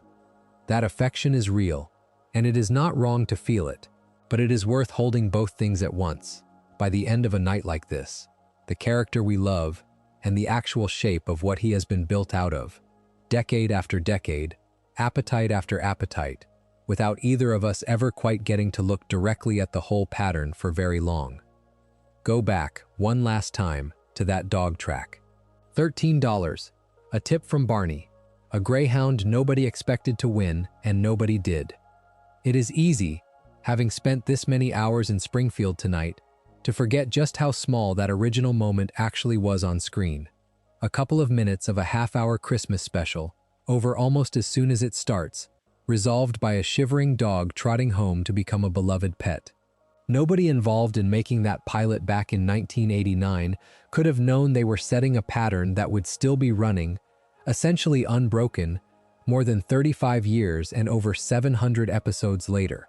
And yet watch it again now, knowing everything that follows, the beer that becomes a defining trait rather than a passing joke, the donuts that nearly cause a meltdown and then actually trigger a global disaster movie plot, the poker debts and the buffet bans, and the crayon he chooses to have reinserted, and the dog track bet stops looking like an isolated bad decision. It looks like a thesis statement the writers did not know they were writing yet. What makes Homer Simpson worth spending this much time on is not that he is uniquely broken among fictional fathers. Plenty of sitcom dads have their own vices played for laughs. It is the sheer duration of it, the fact that a single television character has now spent 30-plus years, better than 3 decades of them, wanting things badly enough to make the same category of bad decision, over and over, in front of an audience large enough and loyal enough to make him a permanent fixture of American television. That duration turns what would be, in a shorter series, a simple character flaw into what starts to feel like a genuine document. Watch enough episodes back to back, in order, the way putting a night like this together requires, and you stop seeing individual jokes about a man who likes beer and donuts too much. You start seeing a documented, decades-long case study in exactly what we have been describing all along. The reach for immediate relief over difficult solutions, the body absorbing damage the mind refuses to reckon with, the family bearing the cost so the appetite never quite has to. None of which means the show is somehow secretly dark or tragic underneath its comedy, and it would be a mistake to close things out pretending otherwise. The Simpsons remains, first and foremost, a sharp, funny, remarkably durable piece of American comedy, and Homer's appetites have generated an enormous amount of the material that makes it work. The jokes land because the writers are talented, because Dan Castellaneta's voice work turns every dough and every drawn-out into something specific and lovable, rather than merely pathetic, because 30-plus years of craft have gone into making sure a man's repeated failure to control himself stays funny, rather than simply sad. That craft is real, and it deserves credit on its own terms, separate from anything these hours have argued about pattern and structure and cost. But craft and honesty are not the same thing, and it is fair to hold the writers accountable for the second, even while admiring the first. The Simpsons knows exactly what it has built. It knows the difference between how it treats Barney's drinking and how it treats Homer's, because it is the same writer's room making both choices, sometimes in the very same season. It knows what a Requiem for a Dream parody signals about addiction when it drapes that imagery over a sandwich joke. It knows, because a real UK health campaign told the whole country so, that Homer's diet had become internationally synonymous with exactly the behavior nobody should copy, and it kept airing anyway, appetite fully intact, because that appetite was never really the problem it was interested in solving. It was the engine, and an engine, by definition, does not get to stop running just because you have finally figured out how it works.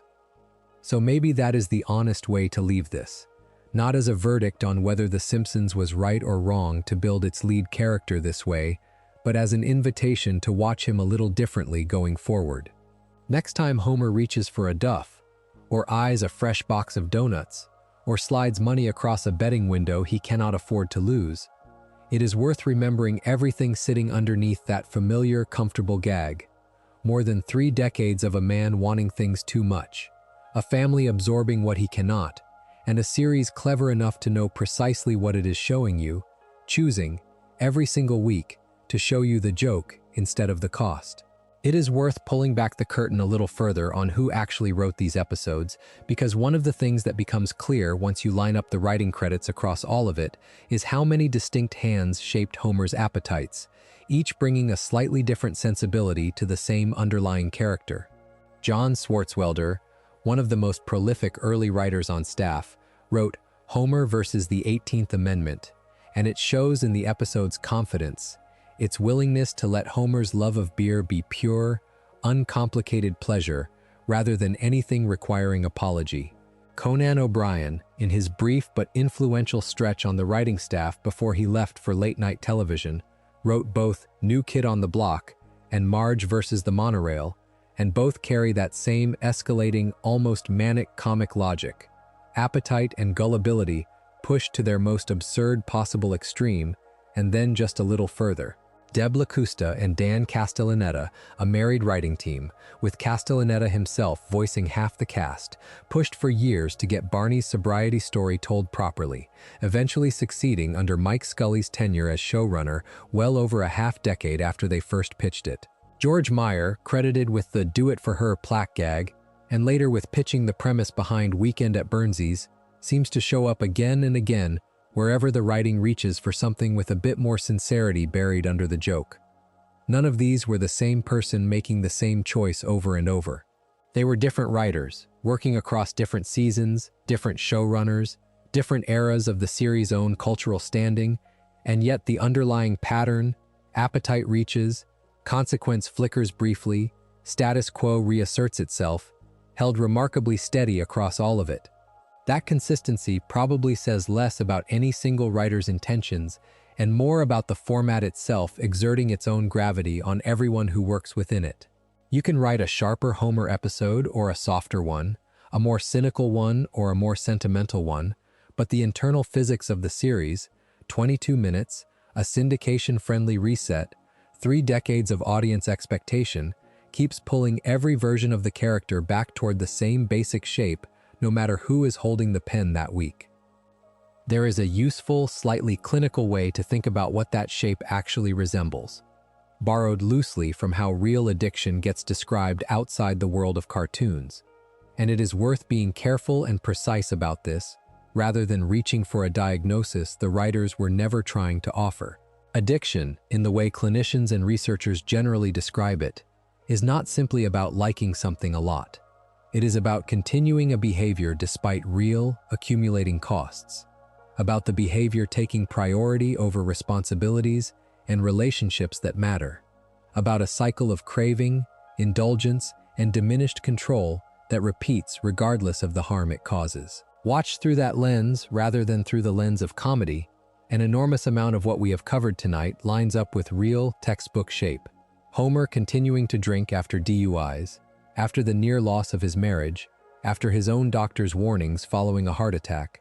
Homer's food consumption escalating specifically when it serves as an escape from responsibility, whether that is a boring workplace fitness mandate or the discomfort of sitting with his own family's problems. Homer's gambling resurfacing across decades regardless of what it costs him or the people around him. That is an interpretation, not a diagnosis, and it is worth being explicit about the difference. The Simpsons never presents itself as a clinical text, never labels Homer an addict on screen, never frames any of this in the language these last couple of hours have been reaching for. What it gives you instead is comedy, built out of exaggeration and repetition, and a deep, genuine affection for its own characters that never quite lets the joke curdle into something purely bleak. But comedy built out of exaggeration and repetition, sustained across enough episodes and enough decades, tends to end up tracing the real shape of whatever it is exaggerating, whether or not that was ever the writer's room's explicit intention.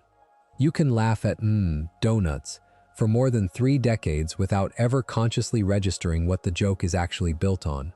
That does not mean the joke is not built on it. If you line up the handful of moments across all of this where The Simpsons came closest to actually letting Homer change, rather than just cycling through another appetite, you find they cluster around 3 specific episodes, and it is worth looking at them together, briefly, because each one fails to stick in a slightly different way, and the differences are almost more instructive than the similarities.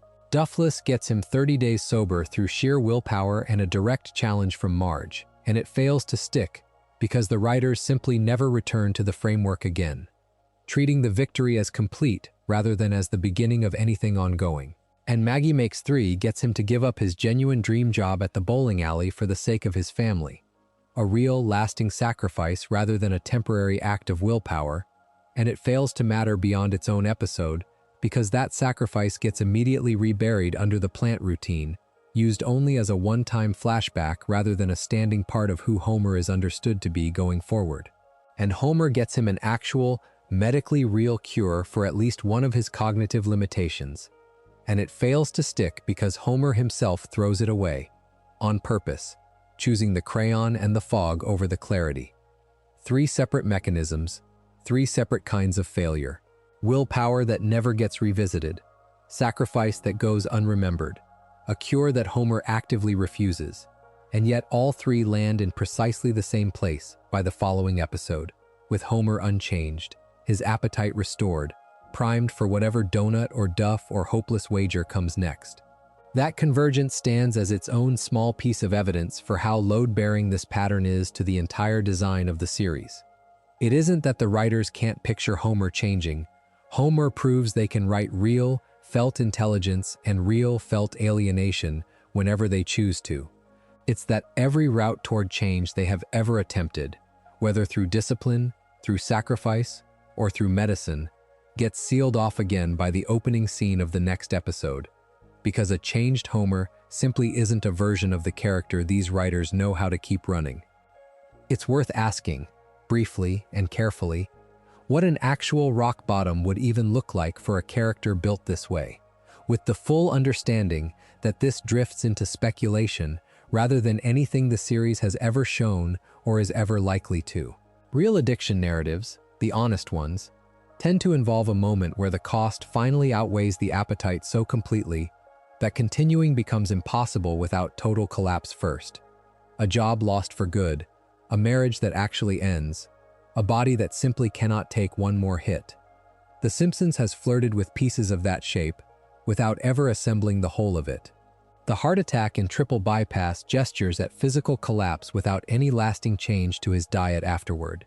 Secrets of a successful marriage, gestures at the marriage actually ending without Marge ever leaving for good. Shoddy heat retroactively explains why the job never truly ends regardless of how he performs.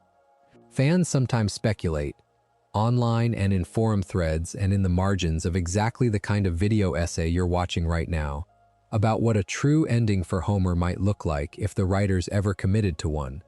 Whether that means sobriety that finally sticks, a health scare severe enough to force real change, or simply an on-screen admission of what this essay has been arguing all along.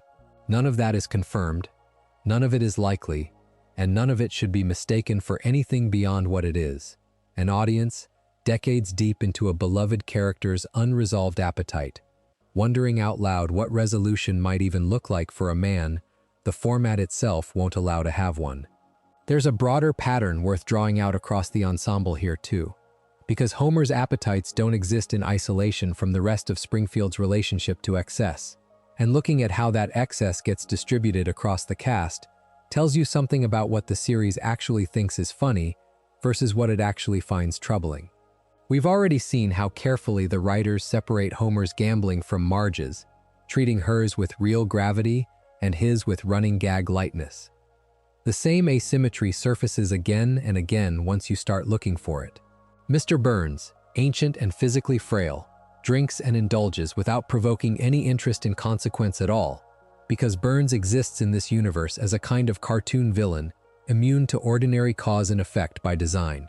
Moe's own loneliness and desperation get played almost entirely for pathos rather than danger, a different register of sadness than anything the writers reach for with Homer. Krusty's gambling costs him his daughter's violin for exactly one episode and then simply stops being mentioned, handled with even less follow-through than Homer's own habits get. Homer sits at the center of all this not because his appetites are worse than everyone else's in any absolute sense, since plenty of characters around him indulge just as freely, but because he's the one the writers have decided to keep returning to, week after week, as their primary generator of both comedy and, on the rare occasions they reach for it, genuine consequence.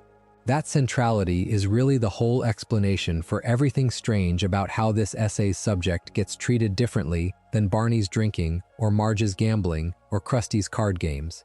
Supporting characters can hold contained arcs because their stories exist to serve an episode or two before receding back into the ensemble. Homer's story has to keep generating material forever because as long as new episodes keep airing, someone has to sit at the center of it, wanting something badly enough to make a bad decision about it, week after week, for an audience that keeps tuning back in specifically because that is what they've come to expect from him. That expectation, honestly, might be the hardest single piece of this argument to accept, harder than anything about the writer's choices or the program's own self-awareness, because it implicates the audience directly rather than only the people making it. We keep watching. We've kept watching for well over 30 years now, across generations of viewers who grew up with Homer as a fixture of Sunday nights and are now, plenty of them, watching reruns with their own kids. Nobody is demanding that Homer finally get sober for good, finally lose the weight and keep it off, finally let the consequences catch up with him in a way that actually rewrites who he is. If The Simpsons ever did that, for real and for permanent, a real portion of its audience would likely feel that something had been taken from them rather than given to them. We don't watch Homer Simpson because we want to see him get better. We watch him, at least in part, because we already know he won't, and there's something oddly comforting in that certainty. The same way a familiar joke stays funny precisely because you already know the punchline before it arrives. That's not a criticism of anyone watching, myself very much included in that count. It's just the honest shape of the arrangement this series and its audience have built together across 3.5 decades. A character constructed almost entirely out of appetite, held permanently on the edge of consequence without ever quite tipping into it. Sustained not despite the fact that he never changes, but specifically because he never does. Understanding that doesn't ruin the comedy. If anything, it deepens it a little. The same way knowing exactly how a magic trick works can make you appreciate the craft of the misdirection even more than the illusion did the first time you saw it. Homer Simpson was never going to get better. He was built, deliberately and carefully, across decades and hundreds of hands in that writer's room, not two. There's a practical, industry-level reason underneath all of this too, separate from anything about character or theme, and it's worth naming plainly before we close things out, because it helps explain why a reset-driven structure like Homer's was never really optional for a series trying to survive this long in the first place. Syndicated television, the kind of programming that gets sold into endless afternoon and late-night reruns for decades after its original broadcast, generally rewards programs that don't require watching in order. A rerun of a random Simpsons episode from any given season needs to work as a self-contained half-hour for a viewer who has never seen another and might never see one again, which means no single episode can lean too heavily on ongoing continuity from the one before it, or build toward permanent consequences that would confuse someone dropping in cold. That isn't a Simpsons-specific quirk. It's close to an industry-wide logic that shaped how American television built its most durable, long-running comedies for most of the medium's history, well before streaming complicated the picture. The Simpsons simply ran with that logic longer, and more consistently, and around a more specific and more personal set of appetites than almost any other program ever got the chance to. That context doesn't excuse anything this essay has traced tonight. Exactly. But it does reframe it slightly. Homer's endlessly cycling relationship with his beer, his donuts, and his hopeless wagers isn't purely a creative choice some writer made in a vacuum, reaching for cheap laughs at the expense of honest storytelling. It's also the shape a character takes when the economics of the format itself demand that he stay reusable, rewatchable, endlessly available in any order to any viewer at any point across a broadcast history now past its 30th year. A Homer who permanently quit drinking in season 11 would be a Homer syndication couldn't fully use, one whose earlier, still drinking episodes would suddenly feel as though they belonged to a different, discontinued character. keeping him fundamentally the same across decades wasn't just an artistic decision about what kind of comedy to write. It was, on some level, a business decision about what kind of product The Simpsons needed to remain. There's something almost soothing in recognizing that, actually, once you look at it the right way, especially watching a piece like this one at the hour most of you probably are, Homer Simpson doesn't change, doesn't grow, doesn't ever quite have to face the full weight of what his appetites have cost the people around him, and there's a real comfort available in that fact if you let yourself feel it rather than only critique it. Late at night, half asleep, rewatching an episode you've probably already seen a dozen times, you're not looking for Homer to have grown since the last time you checked in on him. You're looking for him to still be exactly who he has always been, drinking the same beer, eating the same donuts, losing the same bets, because that unchanging familiarity is precisely what makes him safe to fall asleep to in the first place. The reset that this essay has been tracing, sometimes uncomfortably, as a structural flaw is the same reset that makes a rerun feel like coming home. Both things are true at once, and neither one cancels the other out. There are a handful of moments scattered across this whole catalog where Homer himself seems to almost see it. Brief flashes where he's allowed to glimpse, just for a second, the shape of what he's actually doing to himself and everyone around him, before the story moves on and the glimpse folds back into comedy. That desperate line from Duffless about killing everyone in the room for a single drop of sweet beer isn't only a joke about craving, it's Homer, for one unguarded moment, admitting out loud exactly how far his want outpaces his self-control, exaggerated for laughs but built on something that reads as uncomfortably close to honest. The smarter version of him in Homer, before he chooses to go back to the crayon and the fog, spends a stretch of that episode actually seeing his own life clearly for what might be the only sustained time in the entire run, noticing the alienation, noticing the gap between who he is and who he could have been, and what he does with that clarity is reject it, deliberately, because it hurts more than the fog ever did. Even Marge's line in King Size Homer, the one about no longer being attracted to him at that size, works partly because of how it lands on Homer rather than only on the audience. He doesn't argue with her. He doesn't deflect it into a joke the way he's so often allowed to deflect discomfort elsewhere. He just absorbs it, in a beat the writers let actually sting before the plot moves forward toward its liposuction ending. These aren't moments where Homer changes anything. None of them lead anywhere lasting, and we've already traced exactly how each of these episodes snaps back to the status quo by its final scene.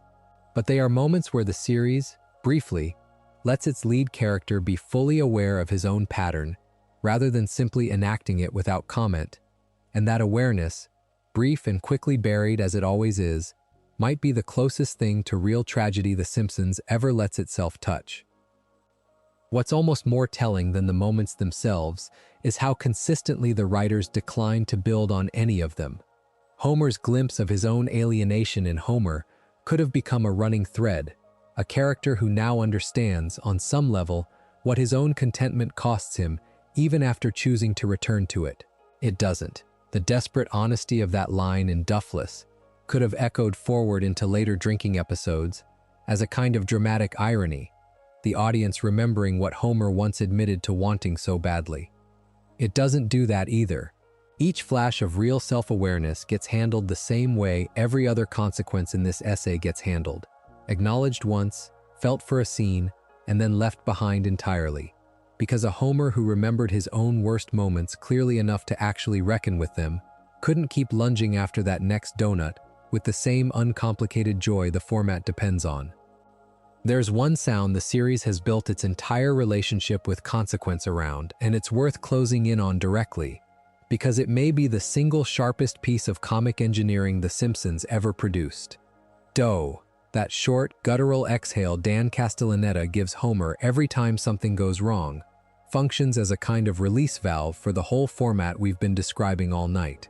Something bad happens, the plant nearly melts down, the car crashes, the scale reads 315 pounds, and instead of a scene of reflection, instead of dialogue where Homer actually reckons with what just happened, he gets one syllable and the episode moves on. Duo isn't remorse. It isn't an apology, it isn't a promise to do better, and it doesn't even really function as guilt in any meaningful sense. It's an acknowledgement, instant and complete, that something has gone wrong, followed immediately by nothing at all, no follow-through, no consequence, no scene where anyone asks Homer to sit down and explain himself. That makes it, in miniature, the entire structure of this essay compressed into a sound effect. Every appetite we've traced tonight follows the same rhythm as a doe: craving, indulgence, brief acknowledgement that something has gone sideways, and then silence. The story moving forward, as though the moment of reckoning has already happened, simply because the character made a noise about it. Real accountability requires staying with a mistake long enough to actually change your behavior around it. Doe requires the exact opposite: a half-second of acknowledgement brief enough that it never threatens to become anything more.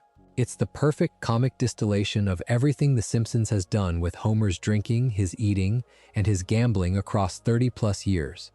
Give the audience just enough of a reaction to feel like consequence has been addressed, then clear the stage for the next appetite to arrive. The catchphrase also works precisely because it asks nothing of the audience either. We don't linger on Homer's mistakes any longer than he does.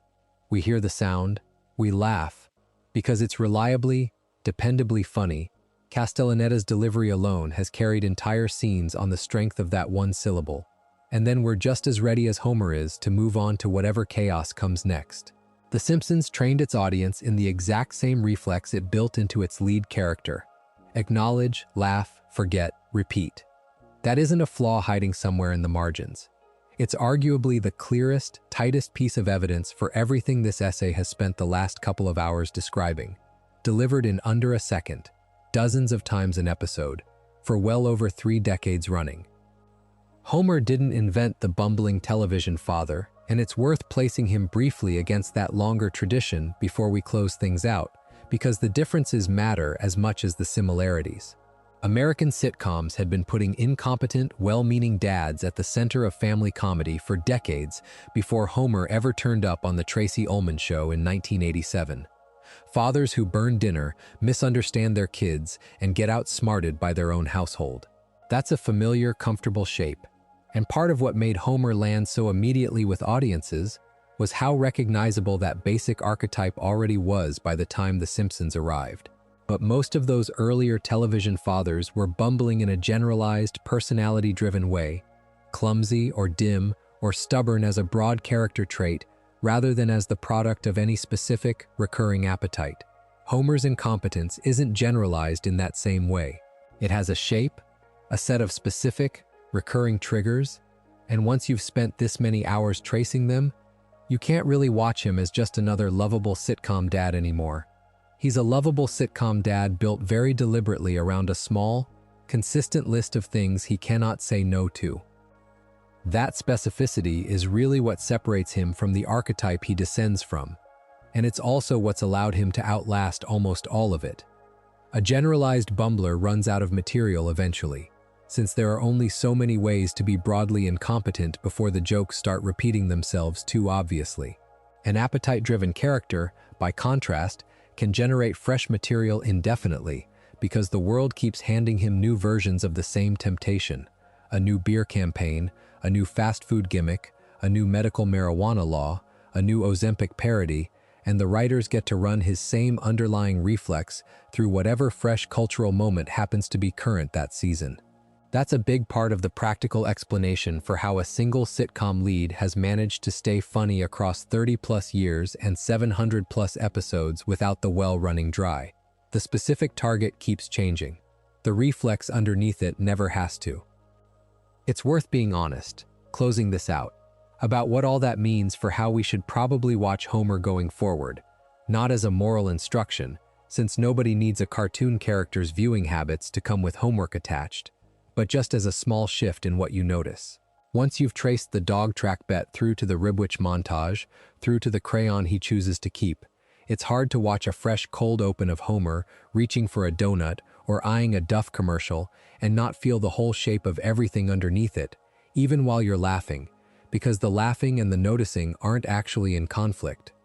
The Simpsons earned its audience's affection over 30-plus years by being consistently funny, carefully crafted, and populated by characters worth caring about even when, especially when, they never quite manage to become better versions of themselves.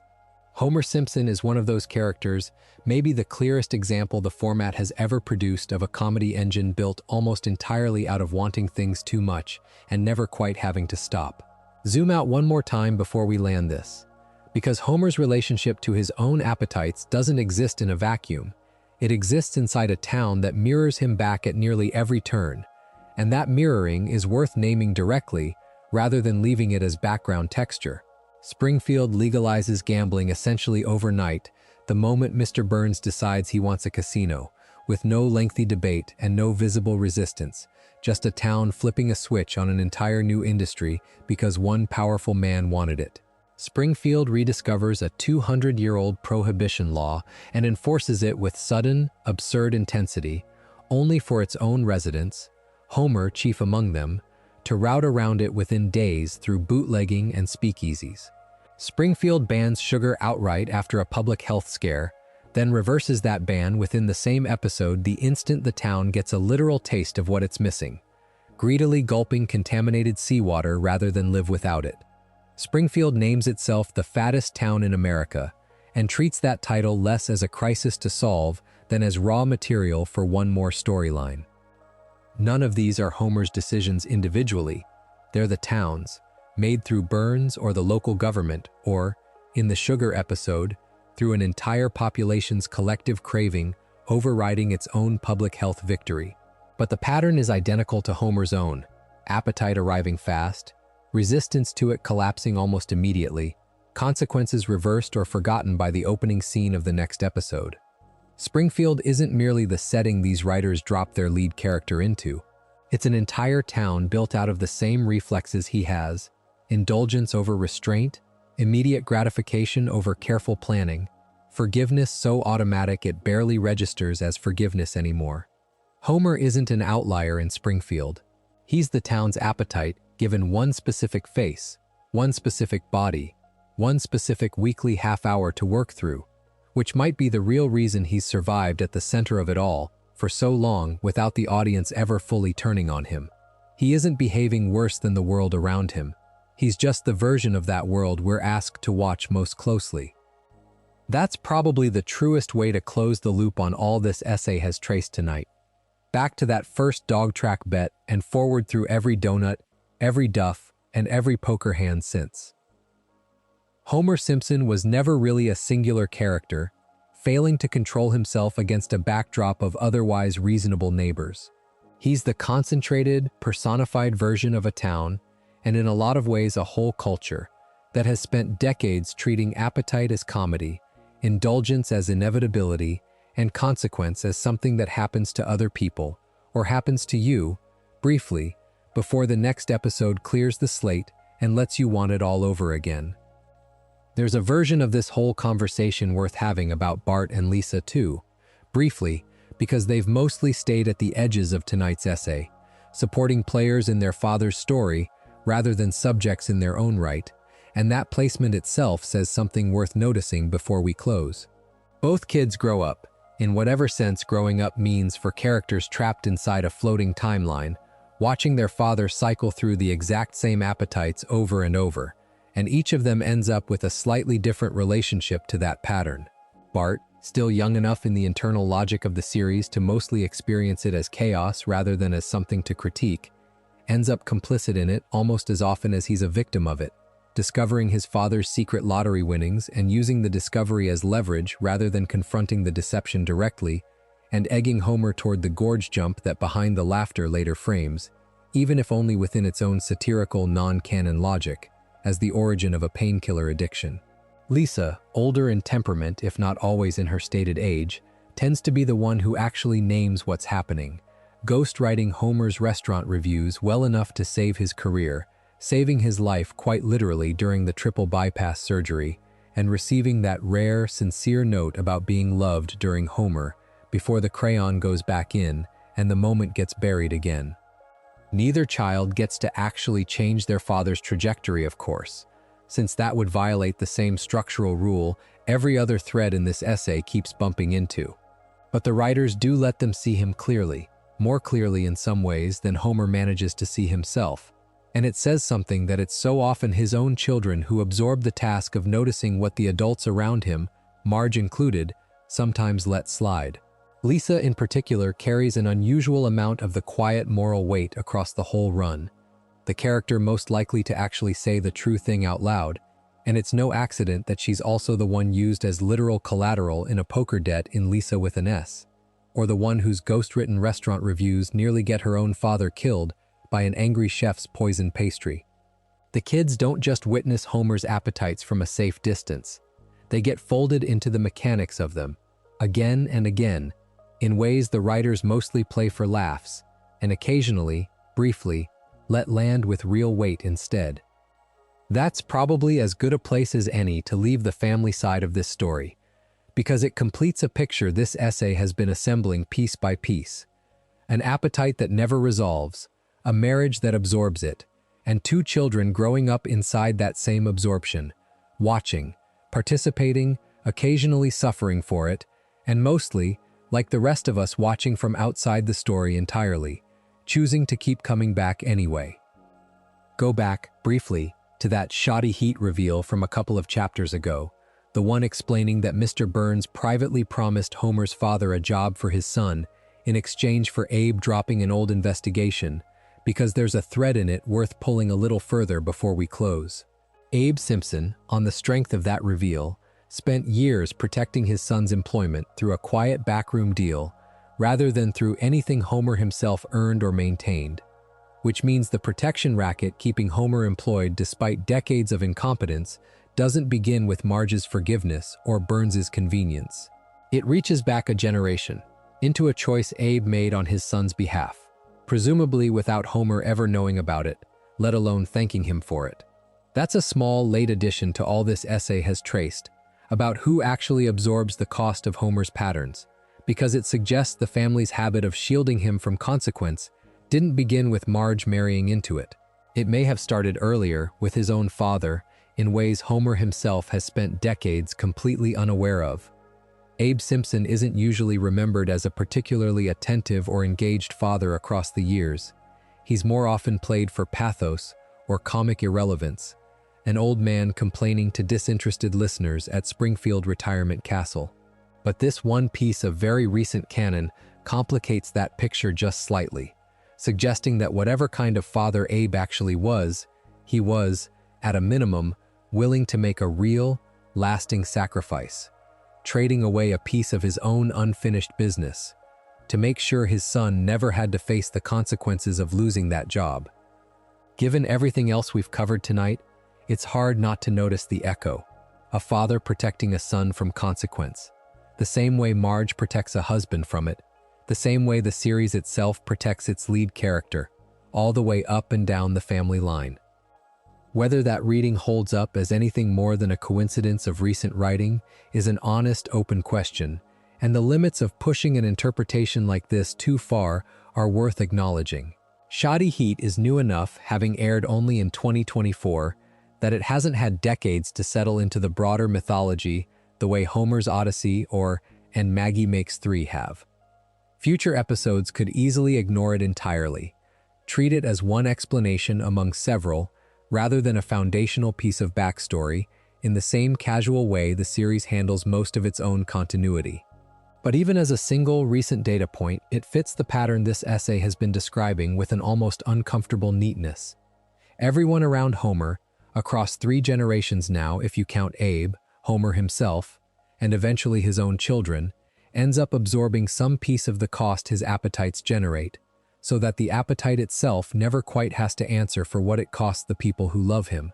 There's a last distinction worth drawing clearly before we close, because it's easy, after this many hours in Springfield, to let the argument this essay has been building slide into something closer to a diagnosis than an observation, and that would be a mistake worth correcting directly. Nothing here has been an attempt to clinically label a cartoon character, and nothing about Homer Simpson's fictional appetite for drink, for food, or for a long shot should be read as commentary on anyone's real relationship with any of those same things. This has been a reading of a television program, built out of 30-plus years of scripts and air dates and writer interviews, tracing a pattern the writing itself built, intentionally or not, across hundreds of episodes. It's an argument about storytelling and structure, and what a long-running sitcom's economics do to the characters trapped inside it, not a statement about addiction as a real, lived experience, which is a far more serious and far more specific thing than anything a half-hour cartoon comedy could ever hope to fully capture. And it would do a disservice to that reality to treat Homer's version of it as a stand-in for the real thing. What the series does capture, honestly and repeatedly, whether or not it meant to, is something closer to the shape of avoidance itself. The reach for something immediate over something difficult. The comfort of a reset over the discomfort of a reckoning. The family absorbing what the individual won't. That shape shows up far beyond addiction specifically, in plenty of ordinary, non-clinical corners of ordinary lives, which is probably part of why it has resonated with an audience this large for this long. You don't need Homer's specific appetites to recognize the reflex underneath them. Most people, at some point, have reached for the easier feeling over the harder truth, have let someone else absorb a cost they should have carried themselves, have found it simpler to laugh something off than to actually sit down and change. The Simpsons built an entire beloved character out of doing exactly that, over and over, for more than 3 decades, and audiences kept watching not because they wanted to see him punished for it, but because some part of that pattern is recognizable in ways that have nothing to do with beer or donuts at all. That's probably the honest note to end the analytical part of tonight's video on, not a verdict, not a call to action, just a clearer picture of a character most of us thought we already knew completely, built out of decades of careful, sometimes accidental, sometimes very deliberate choices by dozens of different writers, all of them pulling the same familiar lever, over and over, because it kept working, and because, honestly, most nights, most of us were happy to let it. It's worth noticing, before we land this for good, that Springfield built almost as much commercial infrastructure around Homer's eating as it built around his drinking. A whole parallel economy of appetite running alongside Duff and Moe's that we've touched on piece by piece tonight without ever quite laying it out side by side. Krusty Burger sits at the center of it. The series' answer to any real-world fast food chain, cheap and unhealthy, and always exactly where Homer needs it to be. The Frying Dutchman anchors the seafood end of that same economy, an all-you-can-eat buffet whose entire business model depends on customers not eating like Homer eats, which is precisely why he very nearly bankrupts it. And Lard Lad Donuts, with its towering statue of a grinning boy holding an enormous donut over the town, functions as something close to a civic landmark in Springfield, less a business than a monument, fittingly, to the exact craving that eventually triggers the pollution disaster at the center of the franchise's one theatrical feature. Line that up against Duff's own footprint, the brewery, the tavern, the theme park with its beer pyramid and its aquarium of beer, and you get a town that has built genuine, load-bearing civic identity around both halves of Homer's core appetites, food and drink, treating each with the same scale of unembarrassed commercial enthusiasm. Springfield doesn't hide these things at its margins. It puts a giant donut on a billboard visible from the highway. It builds an entire amusement park around a beer brand's mascots. These aren't background jokes squeezed into corners of the frame. They're structural, load-bearing pieces of how this fictional town understands itself, which makes Homer less an outlier reacting badly to his environment, and more a man who happens to live in the one town on American television built, almost brick by brick, to feed exactly the cravings he can't say no to. That's probably the last piece worth adding to the picture. Homer didn't build this world of temptation around himself. The writers built it around him, deliberately, brand by brand, statue by statue, across 3.5 decades, because a town this saturated in appetite generates comedy the way a beach generates sand, endlessly, without much effort required. Springfield was never really a neutral backdrop for one man's failings. It's a stage set specifically dressed to make sure he never runs out of reasons to reach for something. One more thread worth tying off before we close. The sheer number of different substances and schemes tonight's video has moved through. Beer, donuts, poker chips, lottery tickets, medical marijuana, a monorail salesman's pitch.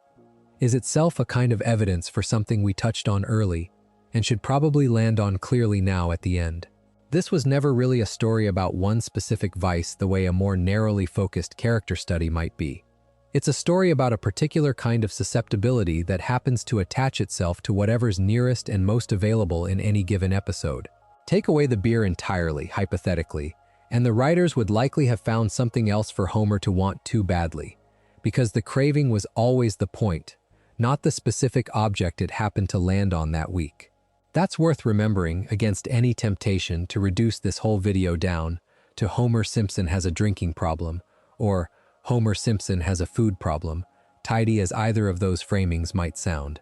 He has an everything problem, structurally, by design, and the writers simply kept rotating the target across new decades and new cultural moments because a specific target, held constant for too long, starts to feel like it's asking for an ending. A rotating one never does. That rotation is probably the honest last word tonight has for you, if you're still awake to hear it. Not a single vice to diagnose, but a lifelong reflex, dressed up differently every few years, chasing whatever the culture happened to be offering at the time, because the man underneath all of it was never really built to say no. If there's a single image worth carrying out of tonight's video, more than any specific episode or exact figure, it's probably that plaque from And Maggie Makes Three, the one Homer covered in photographs of his daughter until a punishment sentence became a private vow instead. Not because it resolves anything, we've spent a lot of tonight establishing exactly how little in this series ever actually resolves, but because it captures both halves of Homer Simpson at once, in a single piece of set dressing, better than almost anything else The Simpsons has ever produced. Underneath the photos, unaltered, the cruelty is still there. You're here forever, trapped, no escape. Exactly the kind of consequence this whole video has traced him dodging over and over. And laid over it, chosen deliberately, arranged by his own hand, is the other half of him entirely. Do it for her. The reason he keeps showing up anyway. Appetite and love tangled together in the same cramped workstation. Impossible to fully separate no matter how long you look at it. That's Homer, as close to whole as the series has ever let him get in one image. Not a cautionary tale, not a redemption story, just a man built out of wanting things too much, standing at a desk he never escaped, surrounded by pictures of the family he never quite manages to stop failing and never quite stops trying for either. It's worth remembering, too, that everything traced tonight sits inside a comedy built to keep running past all of us, past this video, past whatever season happens to be airing by the time you're watching this. New episodes will keep arriving, Homer will keep reaching for the next donut, the next duff, the next long-shot bet, and somewhere down the line another writer, in a room none of us can predict yet, will find one more decade's craze to route that same old appetite through, an Ozempic parody today, something nobody's invented yet by the time season 40 rolls around. The pattern isn't finished because it was never designed to finish. It was built to keep going exactly as long as people keep tuning in to watch a man want things too much and never quite have to pay for it in any way that sticks. That's not a flaw to fix by the time the credits roll on this video, and it was never going to be. It's just the shape of the thing, laid out clearly, hopefully for the first time in a way that actually holds together, one episode after another, one appetite after another, all the way back to a dog track and $13 that never should have been bet in the first place. There's something a little strange about spending this many hours with a cartoon, tracing his worst habits episode by episode, decade by decade, and coming out the other side loving him just as much as when we started, maybe more. But that's probably the truest thing to say about The Simpsons after all this time. It built a man out of almost nothing but appetite, gave him 30-plus years to never quite learn from any of it, and somehow made that failure feel less like a warning and more like an old, familiar comfort, the kind you don't examine too closely because examining it might spoil how good it feels to have him still there, unchanged, going back for one more donut the same way he always has. Springfield will still be there tomorrow, and so will Mose, and so will Homer, sliding onto his usual stool, ordering his usual beer, forgetting, the way the whole series forgets, everything that came before tonight. That permanence is either the saddest thing about this character or the kindest thing the writers ever did for their audience. And honestly, after all this time, I'm not sure it's worth choosing just one. Some fictional people are built to grow, to learn, to leave their worst habits behind them somewhere around a series finale. Homer Simpson was built to stay exactly where we can always find him, appetite intact, family close, the joke always ready to reset by the time the next episode starts, decade after decade, for as long as new episodes keep being made. Thanks for spending this long stretch of Springfield with me tonight. If any part of it helped you drift off somewhere around the buffet bands or the crayon or that plaque above his desk, that's exactly what this channel is for. If you enjoyed the video, make sure to subscribe and I'll see you in the next one.